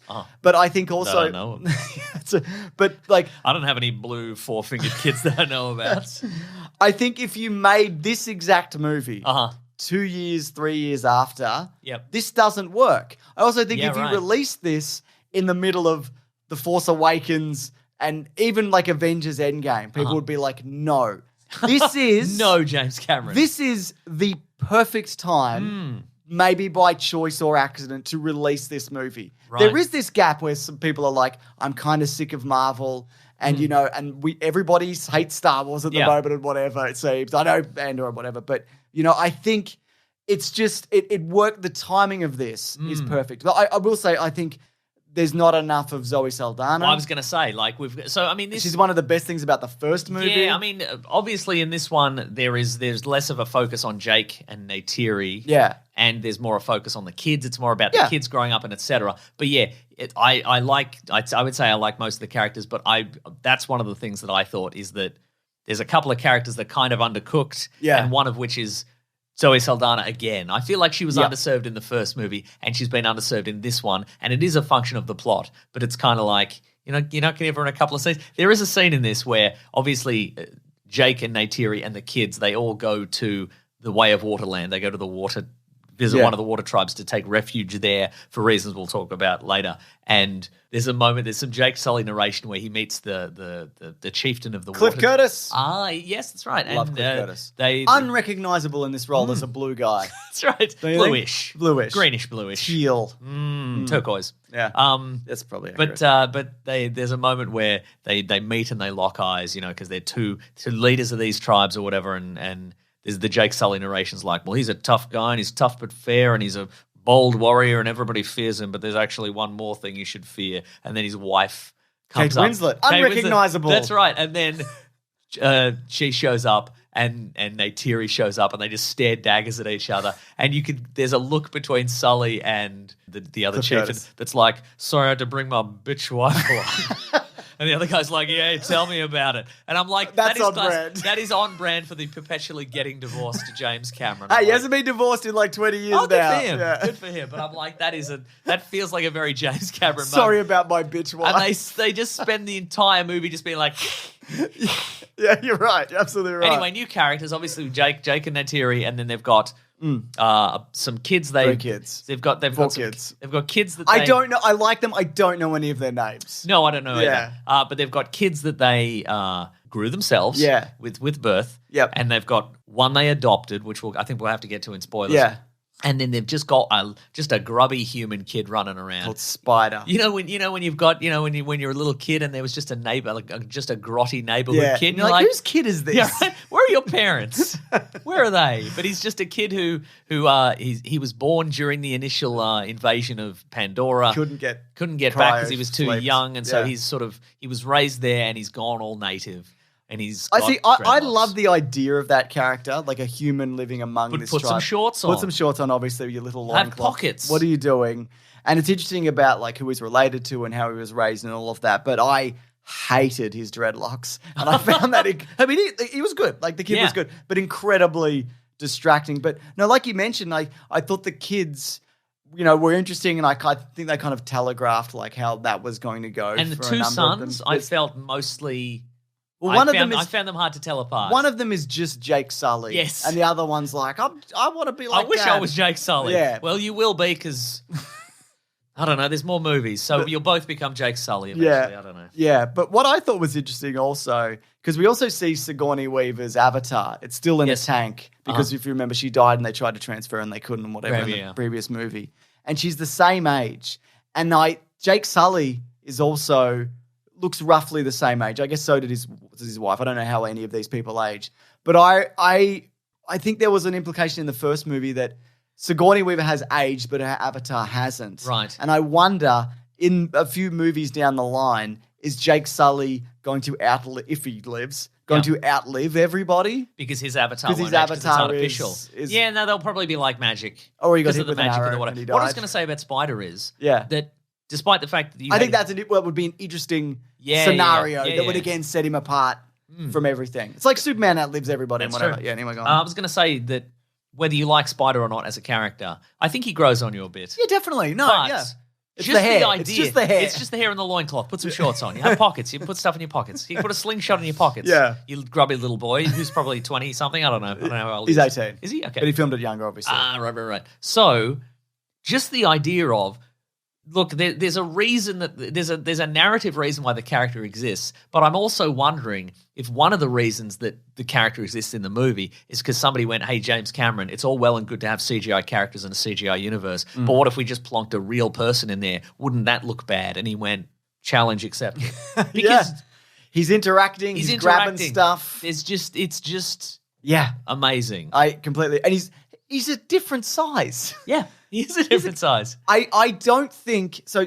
Though Sigourney Weaver plays another character in this from the first movie, who's voiced by Sigourney Weaver and is mocapped by her, and she's supposed to be like 14, but she sounds like Sigourney Weaver. It's pretty distracting at times. A little bit, yeah. They give her the eyes of wonder, but you are like, that's 60-year-old, 65-year-old. Did they tweak the voice? I'm not sure. I think maybe they did. I don't know. You would be able to do that, I assume. Nah, that's where they draw the line. Yeah. No, we can't do this. No, and we will not. But of course, you mentioned this. Like a big part of these movies is this movie is the ocean stuff, and that's where I felt it dipped for me because I don't need an hour of like, look at this whale, but it's got 4 eyes. Look at the stingray, but it's got more fins. I don't give a shit. Right. I'm sorry. I don't need an hour of a fictional ocean. Right. And I know this is like James Cameron's thing, and there is that definite awe and wonder and the majesty of it and whatever. It goes, introduce the characters, an hour of awe and wonder, big battle sequence. I think he literally could have, and probably if he wanted to, would have just made the ocean part of this. Just the environmental aspect of this movie. Well, here's the thing about the plot of this movie, without giving too much away. It is new. And it's great to see everything in it, but it is kind of the first. This bit in the ocean is just learning the ocean it's just the same. So here's a question for you, James. What do you think about this? I think, because he's doing 5 of these, or however many he wants to do. 100. I think that every single one of these is just going to be a technical iteration of the previous one. Sure. And he said something about a casting thing, which I'll mention in spoilers. Yeah. That suggests to me that all these movies plot-wise are going to be roughly the same, but the idea is we go like, oh, this is incredible. This is kind of you won't be bolder. I think it's like plot-wise it is a better movie. Yeah. But I think it's in a lot of ways it's kind of a tech demo. Yeah, the idea definitely. is we are wowed by it and it makes $1 billion and then he gets to make the next one. Yeah. And then maybe by 5 he's got that 3D without 3D glasses situation sorted. And then we're like, wow, great work. Yeah. But in terms of, like, he's innovating. You did it. He's innovating technically, but I'm not sure he's now innovating. get in your grave.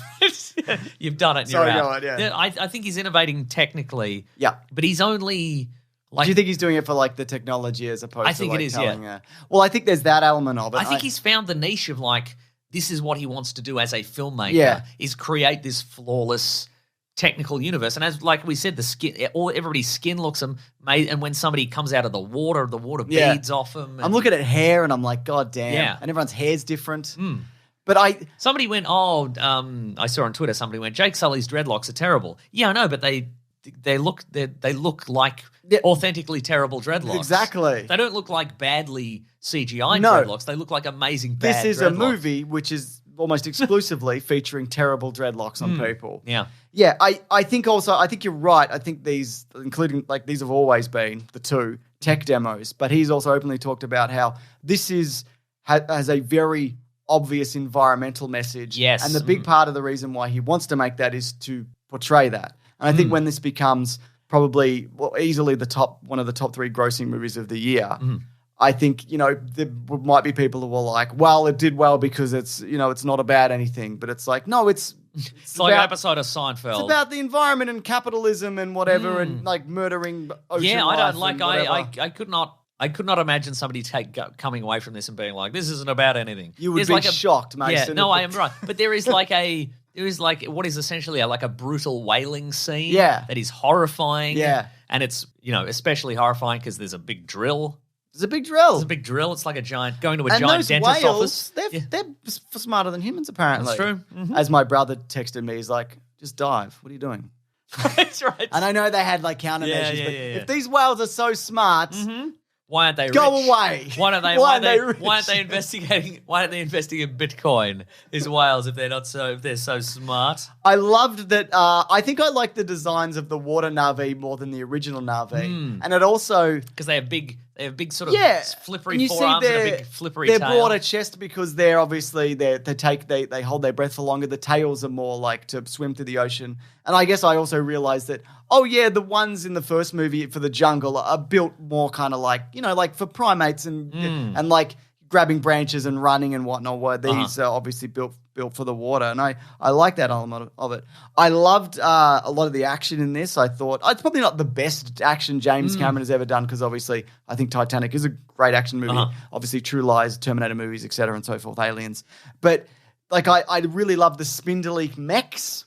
Yeah, there's a bunch more. If you were just in this for weird looking mechs, there's one that's just it's just you, like but your arms are a bit spindly and your legs are a bit spindly. You can you can drink a coffee with a big arm. Yeah. There's sort of crab submarines that can operate crab marines. They can operate underwater as like little submersibles, but then on land they become big crab guys. There's little torpedo kind of submarines. Yeah. They're not as interesting, sure. Sure. But I would have loved to have seen like a hand-to-hand with one of those spindly mechs and a Na'vi because they're about that height, but they didn't do that. I also would have liked to have seen more Carmelo Soprano, Nurse Jackie, who was in this. Edie Falco, yes. She's like, I'm the boss of this. Yeah. Are you? Where are you? Some surprising... She'll be another. Some surprise... Jermaine Clements. Yeah, well, I was going to say there are some... Cameron does a really good mix, I think, of big stars and sort of relatively unknown character actors or character actors you haven't seen in a while. It took me a bit to go, that's Edie Falco. I'm like, is that Felicity Huffman? Who is this? Right. And then I'm like, of course, yeah.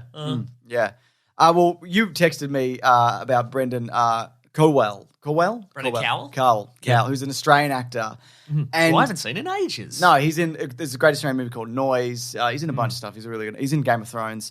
But he is, and I say this because I'm Australian, he is the most normal-looking fucking dude I've ever seen in a movie. Just the guy that I see every day. Right. Just in this movie. He's stepped out of the RSL. Yeah. He's had a pub meal at the RSL. He's had a chicken parma probably. And he's just popped into the ping pong ball suit to do Avatar. He's great. I think he's terrific and he's very good in this.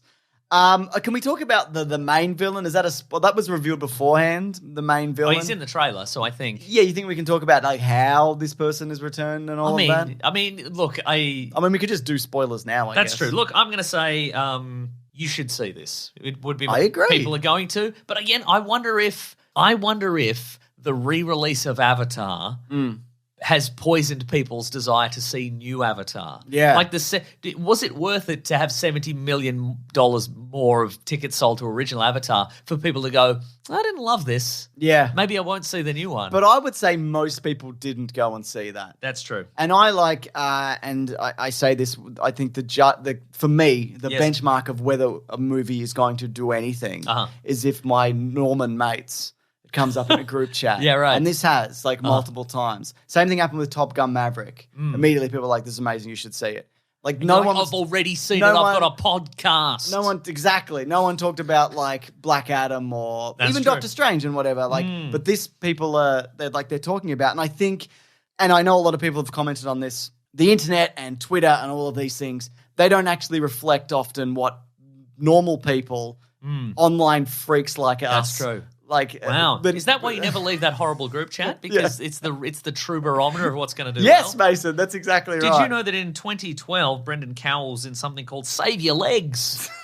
Exclamation point. I'm going to click it. It's got a thing there. It's got a thing there? Yeah. Wasn't he in I Love You, Man? He was in I Love You, Man. Yeah. He wasn't in You and Your Stupid Mate, I don't think. Well, that's disappointing. Save Your Legs is a 2012 Australian comedy film directed by Boyd Hicklin and starring Stephen Curry, Damien Gameau, and Brendan Cowell. Oh, my God. Follows the story of Edward Teddy Brown and his two mates of a Melbourne cricket team who travel to India for a tour. Save Your Legs. Save Your Legs, baby. I got it. Yeah. Anyways, before we do spoilers, I think it's best movie ever. I also think it's best movie ever. And I enjoyed... I didn't think I would, honestly. I enjoyed being swept away. And I'm also glad we didn't spend 5 years going, who cares? And James Cameron will fuck this. Yeah. Because he didn't, it turns out. Yeah. Yeah, there you go. Yeah, there it is. He'll ruin the next one. I'm saying it now. Yeah, that's right. Anyway, so the main villain of this, obviously, is Stephen Lang, who plays Mr. Marine Man. I don't know what his name is. Marine in more ways than one. I agree. Because they're in a water place. Yes, that's true. But James Cameron, I think, said in an interview fairly recently that he's going to be the antagonist of multiple sequels. Yeah. Which makes me lean into this idea that these are just tech. Yeah. It's just evolutions of the tech. And he's like, well, I've got the perfect bad guy. It's fine. Bring him back over this and guy over again and again and whatever. Yeah, He'll do it. I'll just make him look better every time, and you'll be like, whoa, cool. Yeah. So basically, what they've done, and they explain this in a cutscene, where he wakes up in an Avatar Na'vi body. And he's like, what happened or whatever? And he watches a video of himself in human form with Giovanni Ribisi, who I thought would return again, but he doesn't. He's just in that one clip. Yep. He'll probably be in others down the line. Yeah. And before he went out into battle, he stored his memories in case he died, which he did, so they could put him in this body, and they grew him in. Just spit in this. Store your memories. Yeah. And then, as a result of that, they also bring back a bunch of his crew and other people. Who I didn't remember from the previous I one. remembered a couple of them. Okay, great. But also... No Michelle Rodriguez in this movie. No! Well, I guess she was also she died and she didn't have an Avatar body or nothing, and why would they bring her back? I don't know, maybe for information. They could bring her back for information. Oh, also, I just wanted to say, imagine you come back and you die and you come back in a new Avatar body, then you get pinged with an arrow immediately. Embarrassing, Mason. Yeah. Absolutely embarrassing. We didn't really talk about the action in this movie, which I thought was, I think it may be a cut above the original one, but Definitely. again, in even more, even more water and even more water and things falling just down crisp and up. HD. Yeah. But I think if cuts were to be made, I think it would be maybe. Remember, there's the action sequence where the good guys they sort of cause some chaos in that big sort of aircraft carrier situation, and then it's just like, well, now it's gonna we got to swim under and up. Yeah, now it's again. gonna bounce on this thing, and now it's gonna skid over here and whatever. And I'm like, I feel you could chop some of those. Yeah. But speaking of chopping. That's what I think I was going to mention this earlier. Like the last one, this did a great job of lining up a bunch of terrible people that we know are going to get knocked off and at the knocking end. them down, mate. Specifically, Brendan Cowell, Whaler. Yeah. Just getting his arm sawn off by a big metal cable and then flung into the ocean. Do you think he's going to come back? Maybe. Because he's only lost the arm, didn't he? Maybe they could clone two of him. They could give him one Avatar arm, one big long blue arm. And then an Avatar body with a human arm. There's two of him now. He's double trouble. I guess that's interesting that this is a universe where you could just make multiple versions of yourself, right? Because there's no rule. Obviously the scene where we reveal that Stephen Lang's character was cloned. Yeah. You could do that with anybody at any point. Exactly. They could be like, hey, we got Jake Sully's memories as well. We're going to make an evil Jake Sully. I think they're going to make an evil Jake Sully. Evil Jake Sully. Yeah, he's going to be red. Regular Jake Sully would hate that. Yeah, he was going to be red, wouldn't he? Mm-hmm. You'd spot him in that jungle, unless the next one is set in a volcano. I think it might be. I think also the idea of bringing back villains, and I think we saw a bit of this in the movie Elysium, where they repair Sharlto Copley after he takes like a grenade to the face. Oh, yeah. What does that psychologically, and it sort of touches on this a little bit, what does that psychologically do to a person who is brought back from the dead because the previous version was obliterated? Yeah. And he sort of wants to get revenge, but he's also like, well, I'm not that guy. Yeah. Interesting. Yeah. It was interesting. And I wonder if he's going to do some kind of heel turn because, it's also revealed that pretty early on that Spider is his son. Yes. And what is that? How is that relationship going to unfold? Is Spider going to get his own avatar Mason? No. You don't reckon? No. He's just going to get dirtier and dirtier. Dirtier and dirtier and shorter and shorter. That's right. Yeah. That's right. It's the gravity. Yeah, it's going to squish him down. That's it. Well, apparently it is lighter gravity on this planet, isn't it? I think I remember that from the first movie. I also knew that the Jake Sully's son, the one who's not exactly like Jake Sully, was like, I'm the older one and I'm responsible. I'm like, that dude's definitely going to die. Yes. Because then, and he does. Yeah. Because his son, his second youngest, second oldest, it's just Jake Sully. And he's the kind of guy in a couple of movies' time will be like, but I'm not ready to be a leader. I'm not like my dad. And his dad will be in a tree and he'll be like, actually, you're just like me. Yeah. If not, you're even better and whatever. I mean, now you got to get the big red bird. And get the bird! And fight the big red Jake Sully. He's got a blue bird. That's right. That's how we'll tell you apart later in the big action sequence where you're fighting over an aircraft carrier or something. That makes sense that the son of Jake Sully fights evil Jake Sully, Mason. You know what you're doing. That would be flipping, switching it up. I wouldn't know what to do. It would be flipping, I wouldn't know who to call after the movie. That's right. Everyone, I guess. Yeah, I guess you'd call everyone. But yeah, I guess you need, there's nothing wrong with a trope or two. Like, man, these are all tropes. If you're going to innovate, then... and if it's it's interesting enough, it carries along. I also really like the daughter because I've got like kids about that age and whatever. Oh, like the youngest. The younger ones. I'm like, get out of here with your teenagers. I'm not at that period of time yet, but I thought she was delightful. Mm-hmm. Yeah. Yeah. Just a funny little kid running around. Sure, yeah. Enjoyed that. What did I... Oh, yeah, here's the thought that I had. Okay. So the Sully family, they have to leave their tribe to go to the Way of Water. Yeah. Because the bad guys have tracked them down. Or they're gonna track them down. Yeah. I like how they revisited the old battle site and all of that. That was fun. Ooh, nostalgia. But I guess my question is... No, it's not being sarcastic. So they go to the Way of Water tribes. Yeah. And then the bad guys show up and they're like, all right, we're gonna keep blowing up tribal locations until we get the location of Jake Sully. What did they do with the forest people? Did they blow them up? I don't know. How did they get from the forest to the way? Because they like. Well, they tracked the jet, right? But it doesn't solve anybody's.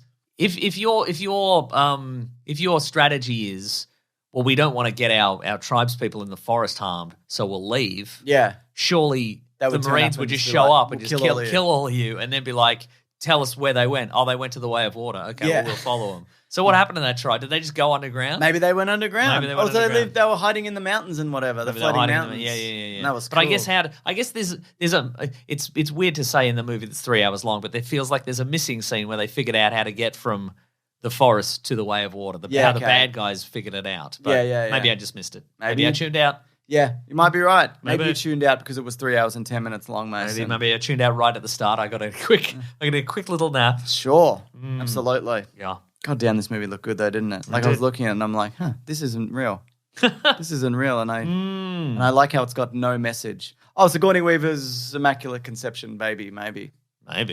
So Sigourney Weaver's Joel David Moore. Yeah. Mm-hmm. So Sigourney Weaver has a baby in this. Yep. And it's Sigourney Weaver again. Yeah, it's a hybrid baby because she done it in her avatar form with someone. Maybe, unless it's like a tree situation. Maybe it's a magic tree situation, right? Yeah. It's also, I think it's possible that the kid just ends up being Sigourney Weaver again. That the tree put Sigourney Weaver back in Sigourney Weaver. Because there's a moment where she communes with the magic tree. And Sigourney Weaver's there and for real. And she's like, I got to tell you a big secret or something. You're me, really.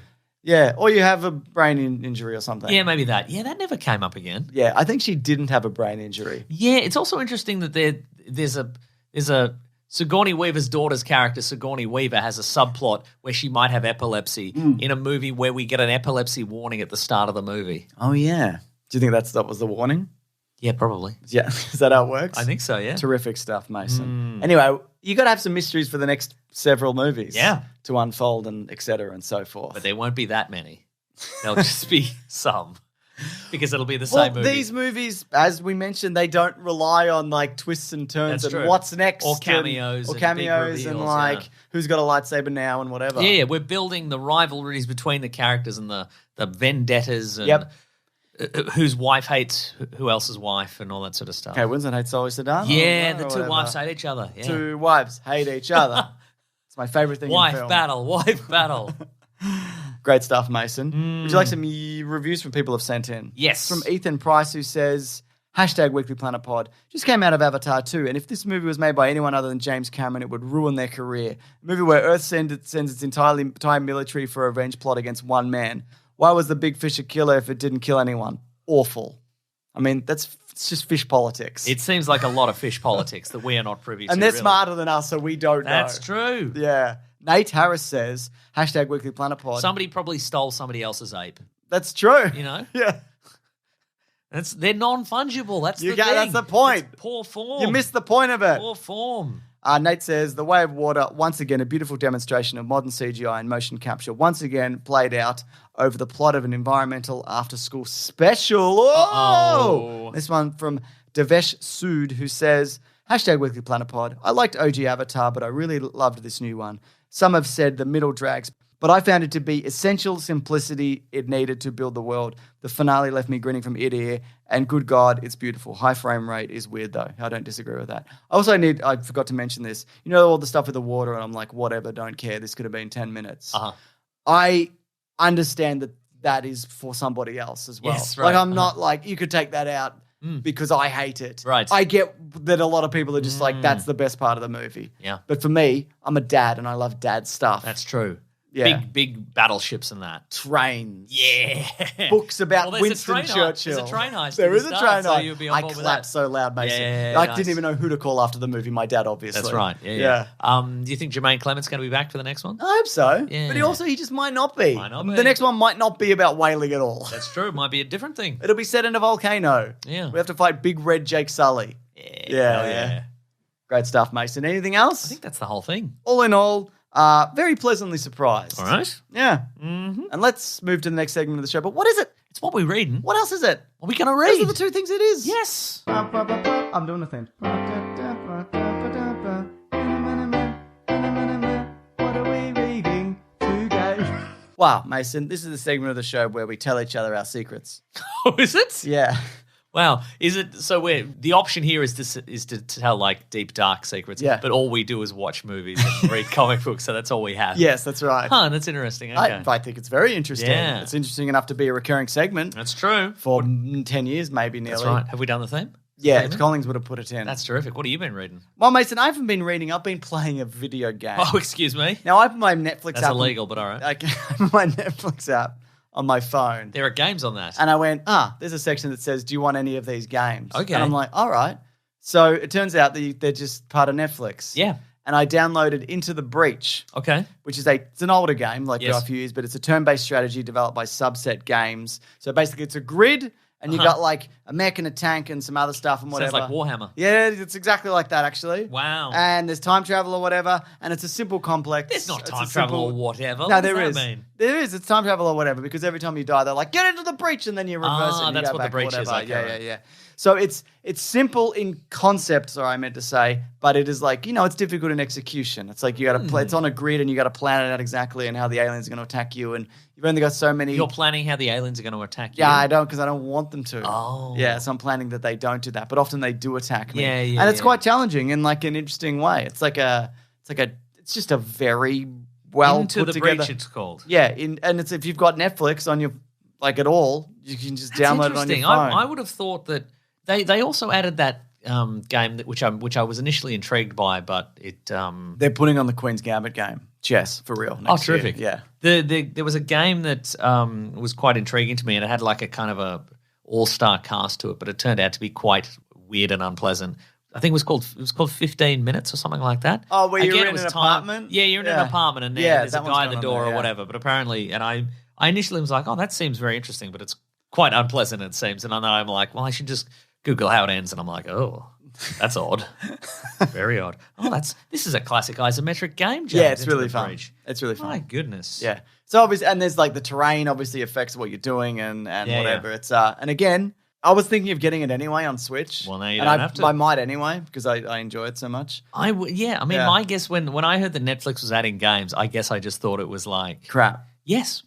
Yes, precisely. But this is an incredible addition to the service. Like it really is. If you were on the verge of cancelling, would you stick around for this? Probably, yeah. Oh, Kentucky Route Zero. You should play Kentucky Route Zero. I know, Mason. It's really You've good. talked about that one. Oh, it's called 12 Minutes, the gross game that's gross. It's called 12 Minutes and then it's gross. 12 gross minutes. I like how it's Kentucky Route Zero, great game, award-winning, I'm pretty sure, 12 minutes, odd, but also, there's a lot of hype behind it. Next one, Too Hot to Handle.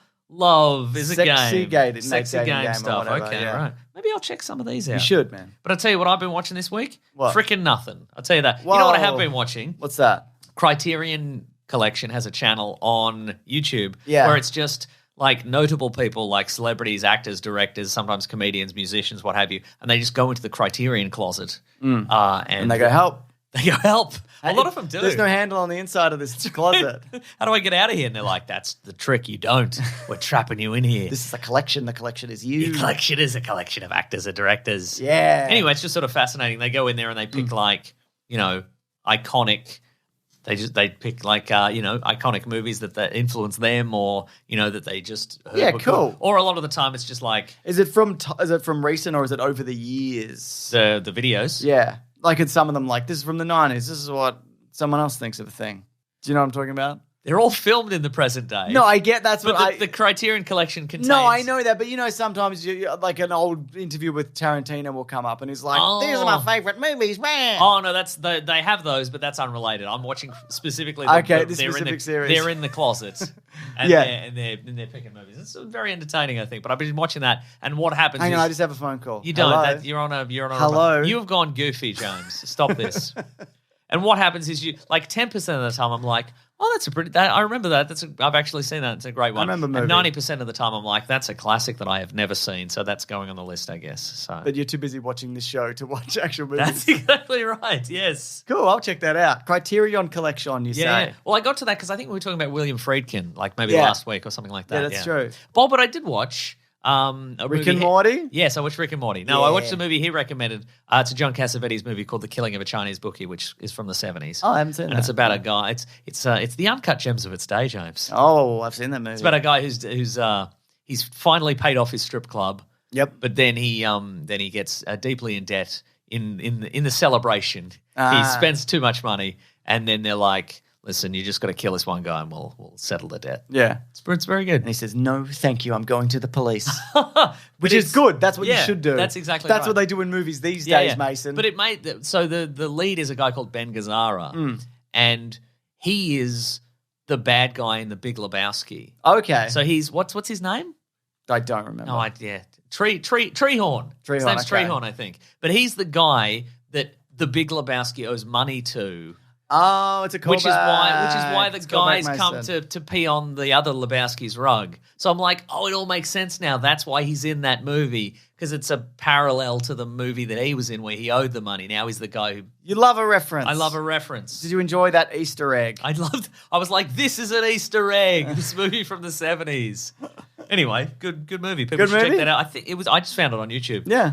Because sometimes Criterion Collection movies are just on YouTube. Yeah. Because they don't seem to mind. no one cares. No, they don't seem to mind. That's true. People put stuff on YouTube, but yeah. I don't mind if you, speaking of YouTube, you play the theme of the I'm not ready.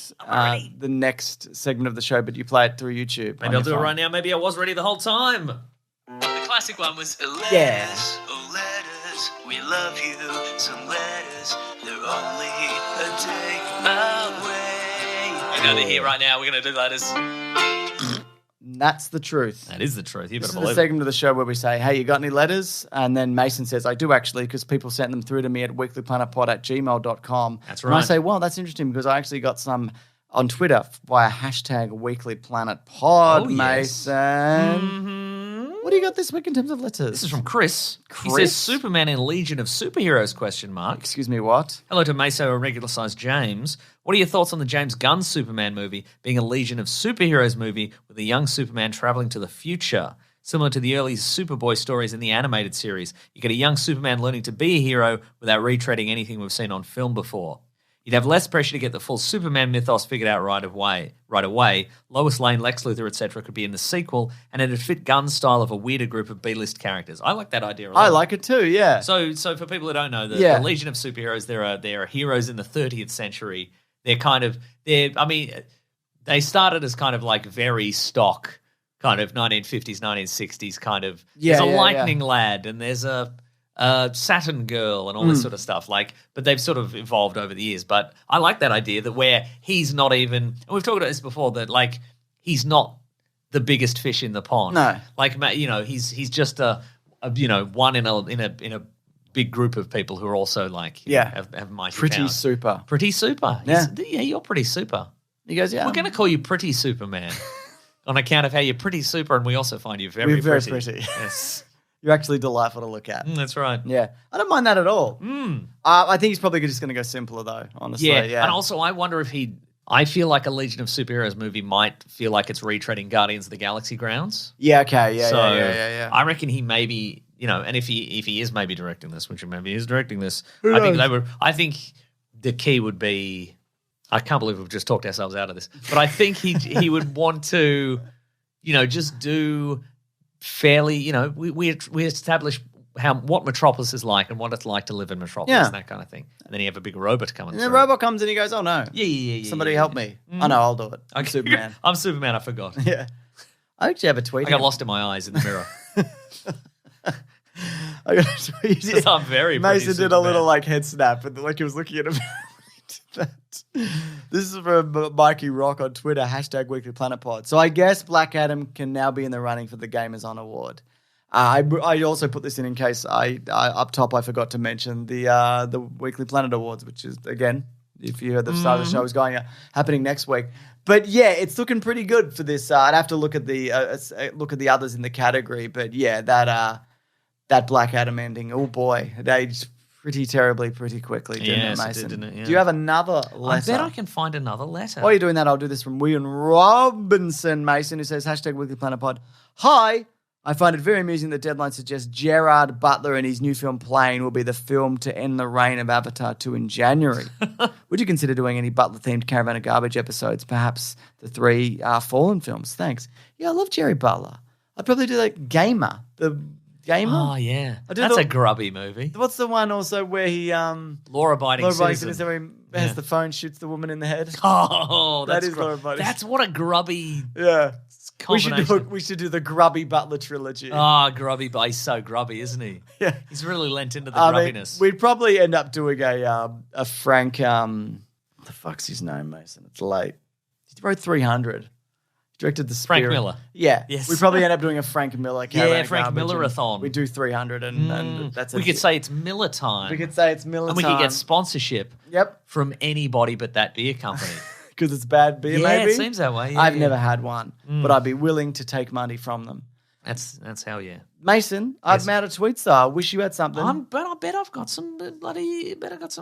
What's happened is, I don't know if you remember a few weeks ago. Yeah. It turned out all the relevant emails were in spam. Yeah. So I went, not spam, not spam, not spam. So what Google has done is decided that everything in the spam folder is now not spam. Yeah. So it's just relentless spam now. That's great. This is from Daniel. Hello, James Daniel. called me an idiot who eats garbage. That's true. Hi, James. I don't know that this is true, but it sounds Hope you guys are doing well as the holiday season approaches. I was listening to an old episode of the podcast when an ad for a meal kit popped up. Among the highlights of the ad was Mason comparing the fresh cooked meals to a Whopper from McDonald's. James eventually exclaimed, "McDonald's is garbage food for idiots."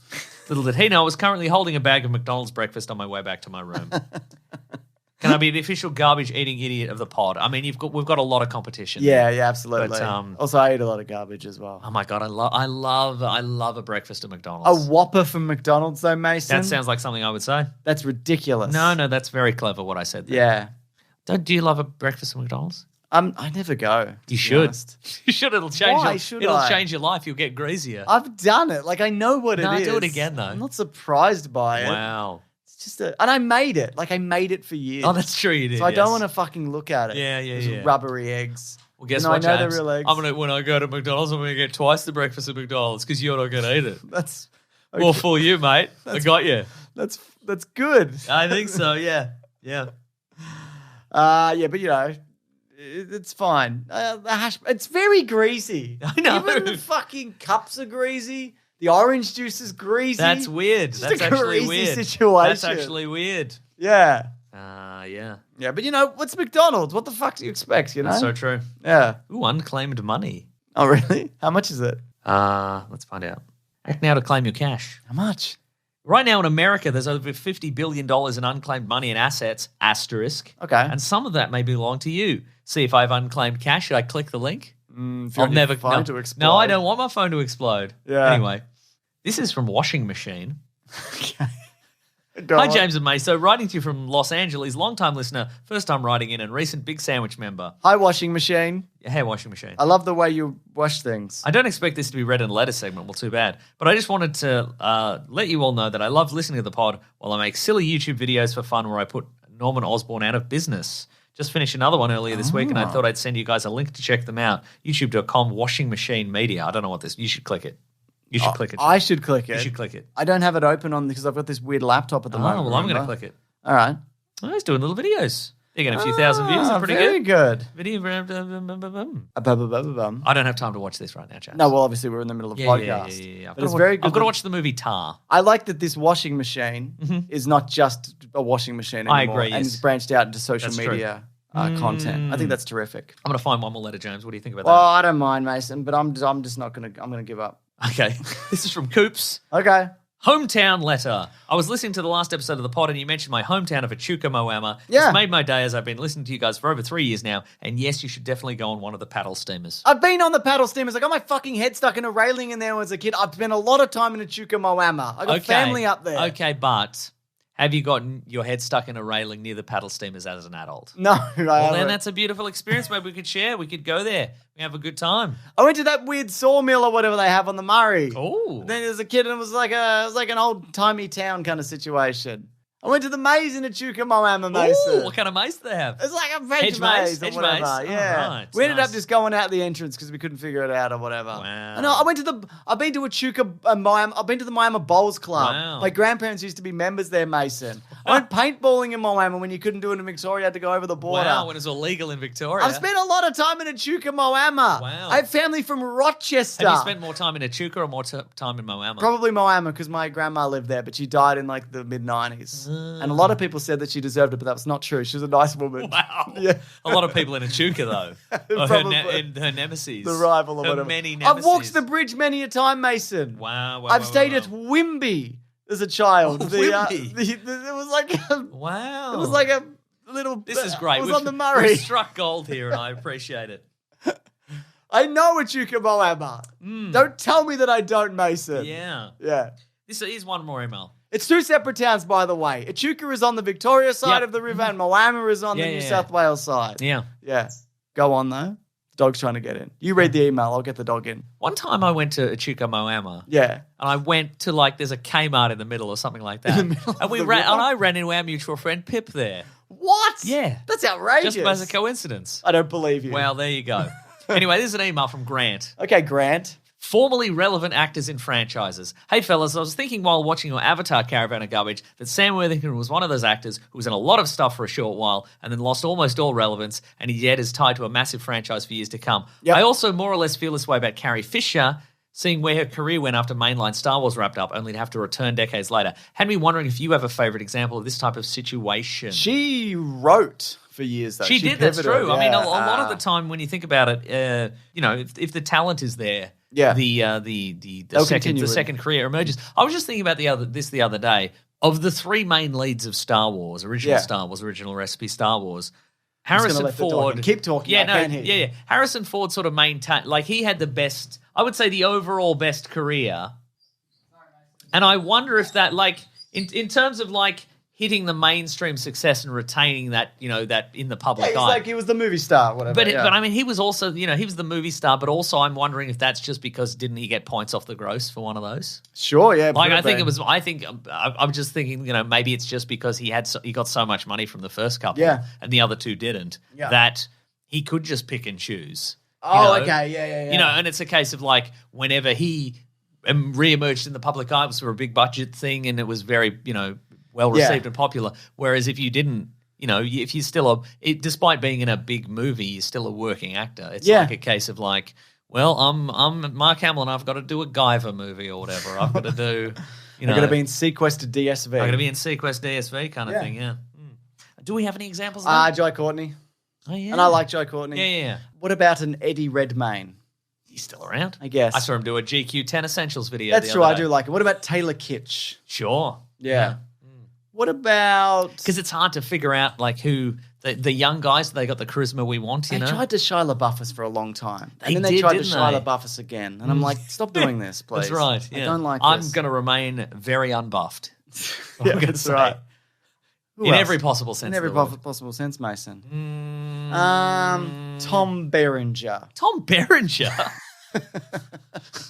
No? I don't know. I reckon he's still going strong as far as I'm concerned. Yeah. I think a lot of the times though, like it's just roles. Yeah. Like it's not usually like this is a thoroughly unfucking likable person who's bad. Yeah. It's just like you've just had you made 3 bad things in a row and now you're out. Yeah. Travolta? Well, I mean, he came back. Like He came back, but then he times, lost it all again. He did, because he hit it big with Saturday Night Fever, etc. Yeah, and Grease. Yeah, and then he disappeared, and then Tarantino recast him in Pulp Fiction, and we're like, oh, it's a new era for Travolta, and then it's like, but then he's doing From Paris with Love or whatever he's doing. Yeah, that's right. I think he looks great with no hair, though. I completely agree. Right? I think you should do that more. I think you should wear that bald cap more often because I think he still has hair. I think he's pretending to be bald. He's a chameleon, that I guy. don't think he's been wearing wigs for years, Mason. I think he's pretending to be bald. Okay, and you're the premier wig guy. That's right. Why would I get this wrong? Looking great. That's his first pick. Yeah. First pick when you Google him, he's there with a shaved Could have head. done it years ago. A bit of a bloody. Must have been there. a relief for John Travolta, though, right? To just be like, I'm bald, everybody, and we're like, yeah, we know. Yeah. You know, mate. Is the reason you put off telling everybody because everybody in the world already knew? Is that why you put it off? Thought it'd be pointless? Is that everything then? That's the whole show, I think. All right, Mason, let's stop. Let's stop, folks. Thank you so much. Thank you so much for listening to the podcast. Thank you for telling your friends about the podcast because that is how we get new listeners. Thank you for They're gonna love it. leaving a big time 5-star review for the podcast on your podcast platform of choice because then we get a big bunch of stars. That's right. It's like, this is a 5-star podcast. Maybe I'll listen to it. Maybe people I'll listen say. to it. That's Maybe right. I won't, though. Got a couple. I'll of never hints. tell. I'm cheeky. What? That's our potential listeners, cheeky. Cheeky, I agree. But leave a review like Cody Wages did, who you can just do it in any app that you're listening to this on. So the podcast so bad it'll make you enjoy Twilight. The 2 presenters in this podcast are from Kentucky, but put on terrible Australian accents. I mean, honestly, it's so bad you should listen to find out for yourself. But it's mandatory that you listen to at least 400 episodes to really get the breakdown on the accents. That's true. All that is true. Very true. And this is from I Need $7,000. Ecstatic for the Snake Eyes episode. Every episode I click expecting Snake Eyes 2021. Start playing, but instead I get these 2 mildly funny dudes with silly voices telling me to wait till next week. Other than that, the show is relatively entertaining in the background whilst doing the dishes. Keep up the great work, lads, and grab that rock. Relatively entertaining. And obviously Snake Eyes next week. That is very true. Oh, yeah. Yeah. End of the year. We should knock it out before the end of the year. I agree, yeah. Focus, folks. Focus, James. I'm focused. We're nearly there. No, focus. I'm focusing. Look at me. All right. It's good. Yeah. We're doing some good head acting this episode. I'm doing that, that surprise gerbil. Yeah, that's a good one. That bum, bum, bum. Yeah, good. Very good. That's fun. Folks, if you want to get into contact with us, and maybe you do, you can go to weeklyplanetpod at Gmail, at Facebook, at Twitter, at Bandcamp. You can join the Planet Broadcasting Great Mates Facebook group. You can also go to the Weekly Planet Pod subreddit and Discord. If you want to follow some people on the social medias, first you should follow our friend Rob Collings. He does all the social media. He edits this podcast. He edits videos. He does all kinds of stuff. You should follow him at Raw Collings on Twitter and at The Weekly Planet on Twitter. If you want to follow me, you can follow me at Wikipedia Brown on Twitter and Nick Maso on Instagram. James is Mr. Sunday Movies everywhere. If you want to support the show, you can go to patreon.com/Mr. Sunday Movies. Chuck in a buck or an amount you wouldn't miss. You can also go to bigsandwich.co, sign up for $9 per month, and we give you all sorts of bonus podcast, movie commentaries, early videos, ad-free podcast feed. There is so much stuff up there. But way back in the day, we're like, maybe we should delete some of this stuff. We're never going to delete any of it. No, we can't. Even if some of it's illegal. Yeah. That's right. Because if the cops want it, they're going to have to pay $9 for it. And Mason, they won't. I've just accidentally deleted all of it. Oh, James, no. I know That was a poor value proposition, and I look like a fool. I know, I didn't mean to. You did it, though. You just did it, though. But I didn't mean to. No, well, wow. Wow. Anyway, we'll put some new stuff up on there anytime soon. So, let's do that, I reckon. Folks, thank you to the Brute and the Basilisk and Rackham for all our musical themes. If you want a T-shirt, you can go to tpublic.com. You search for The Weekly Planet. Specifically a Weekly Planet T-shirt. Next week, big awards, and we'll give out the big Weekly Planet awards. You would never believe it. That's right. You'll say wow. Any predictions, Mason? Morbius will win some awards, won't it? Yeah. I mean, just for what you Did that come out this year? Yes. Okay, great. Great stuff. But even if it did... I think we give it some more awards. Yeah, why not? We'll find a way to give it an award. I agree. All right. Thanks, everybody. Grab that, Jeremy, guys. We'll see you next week. Bye. Goodbye.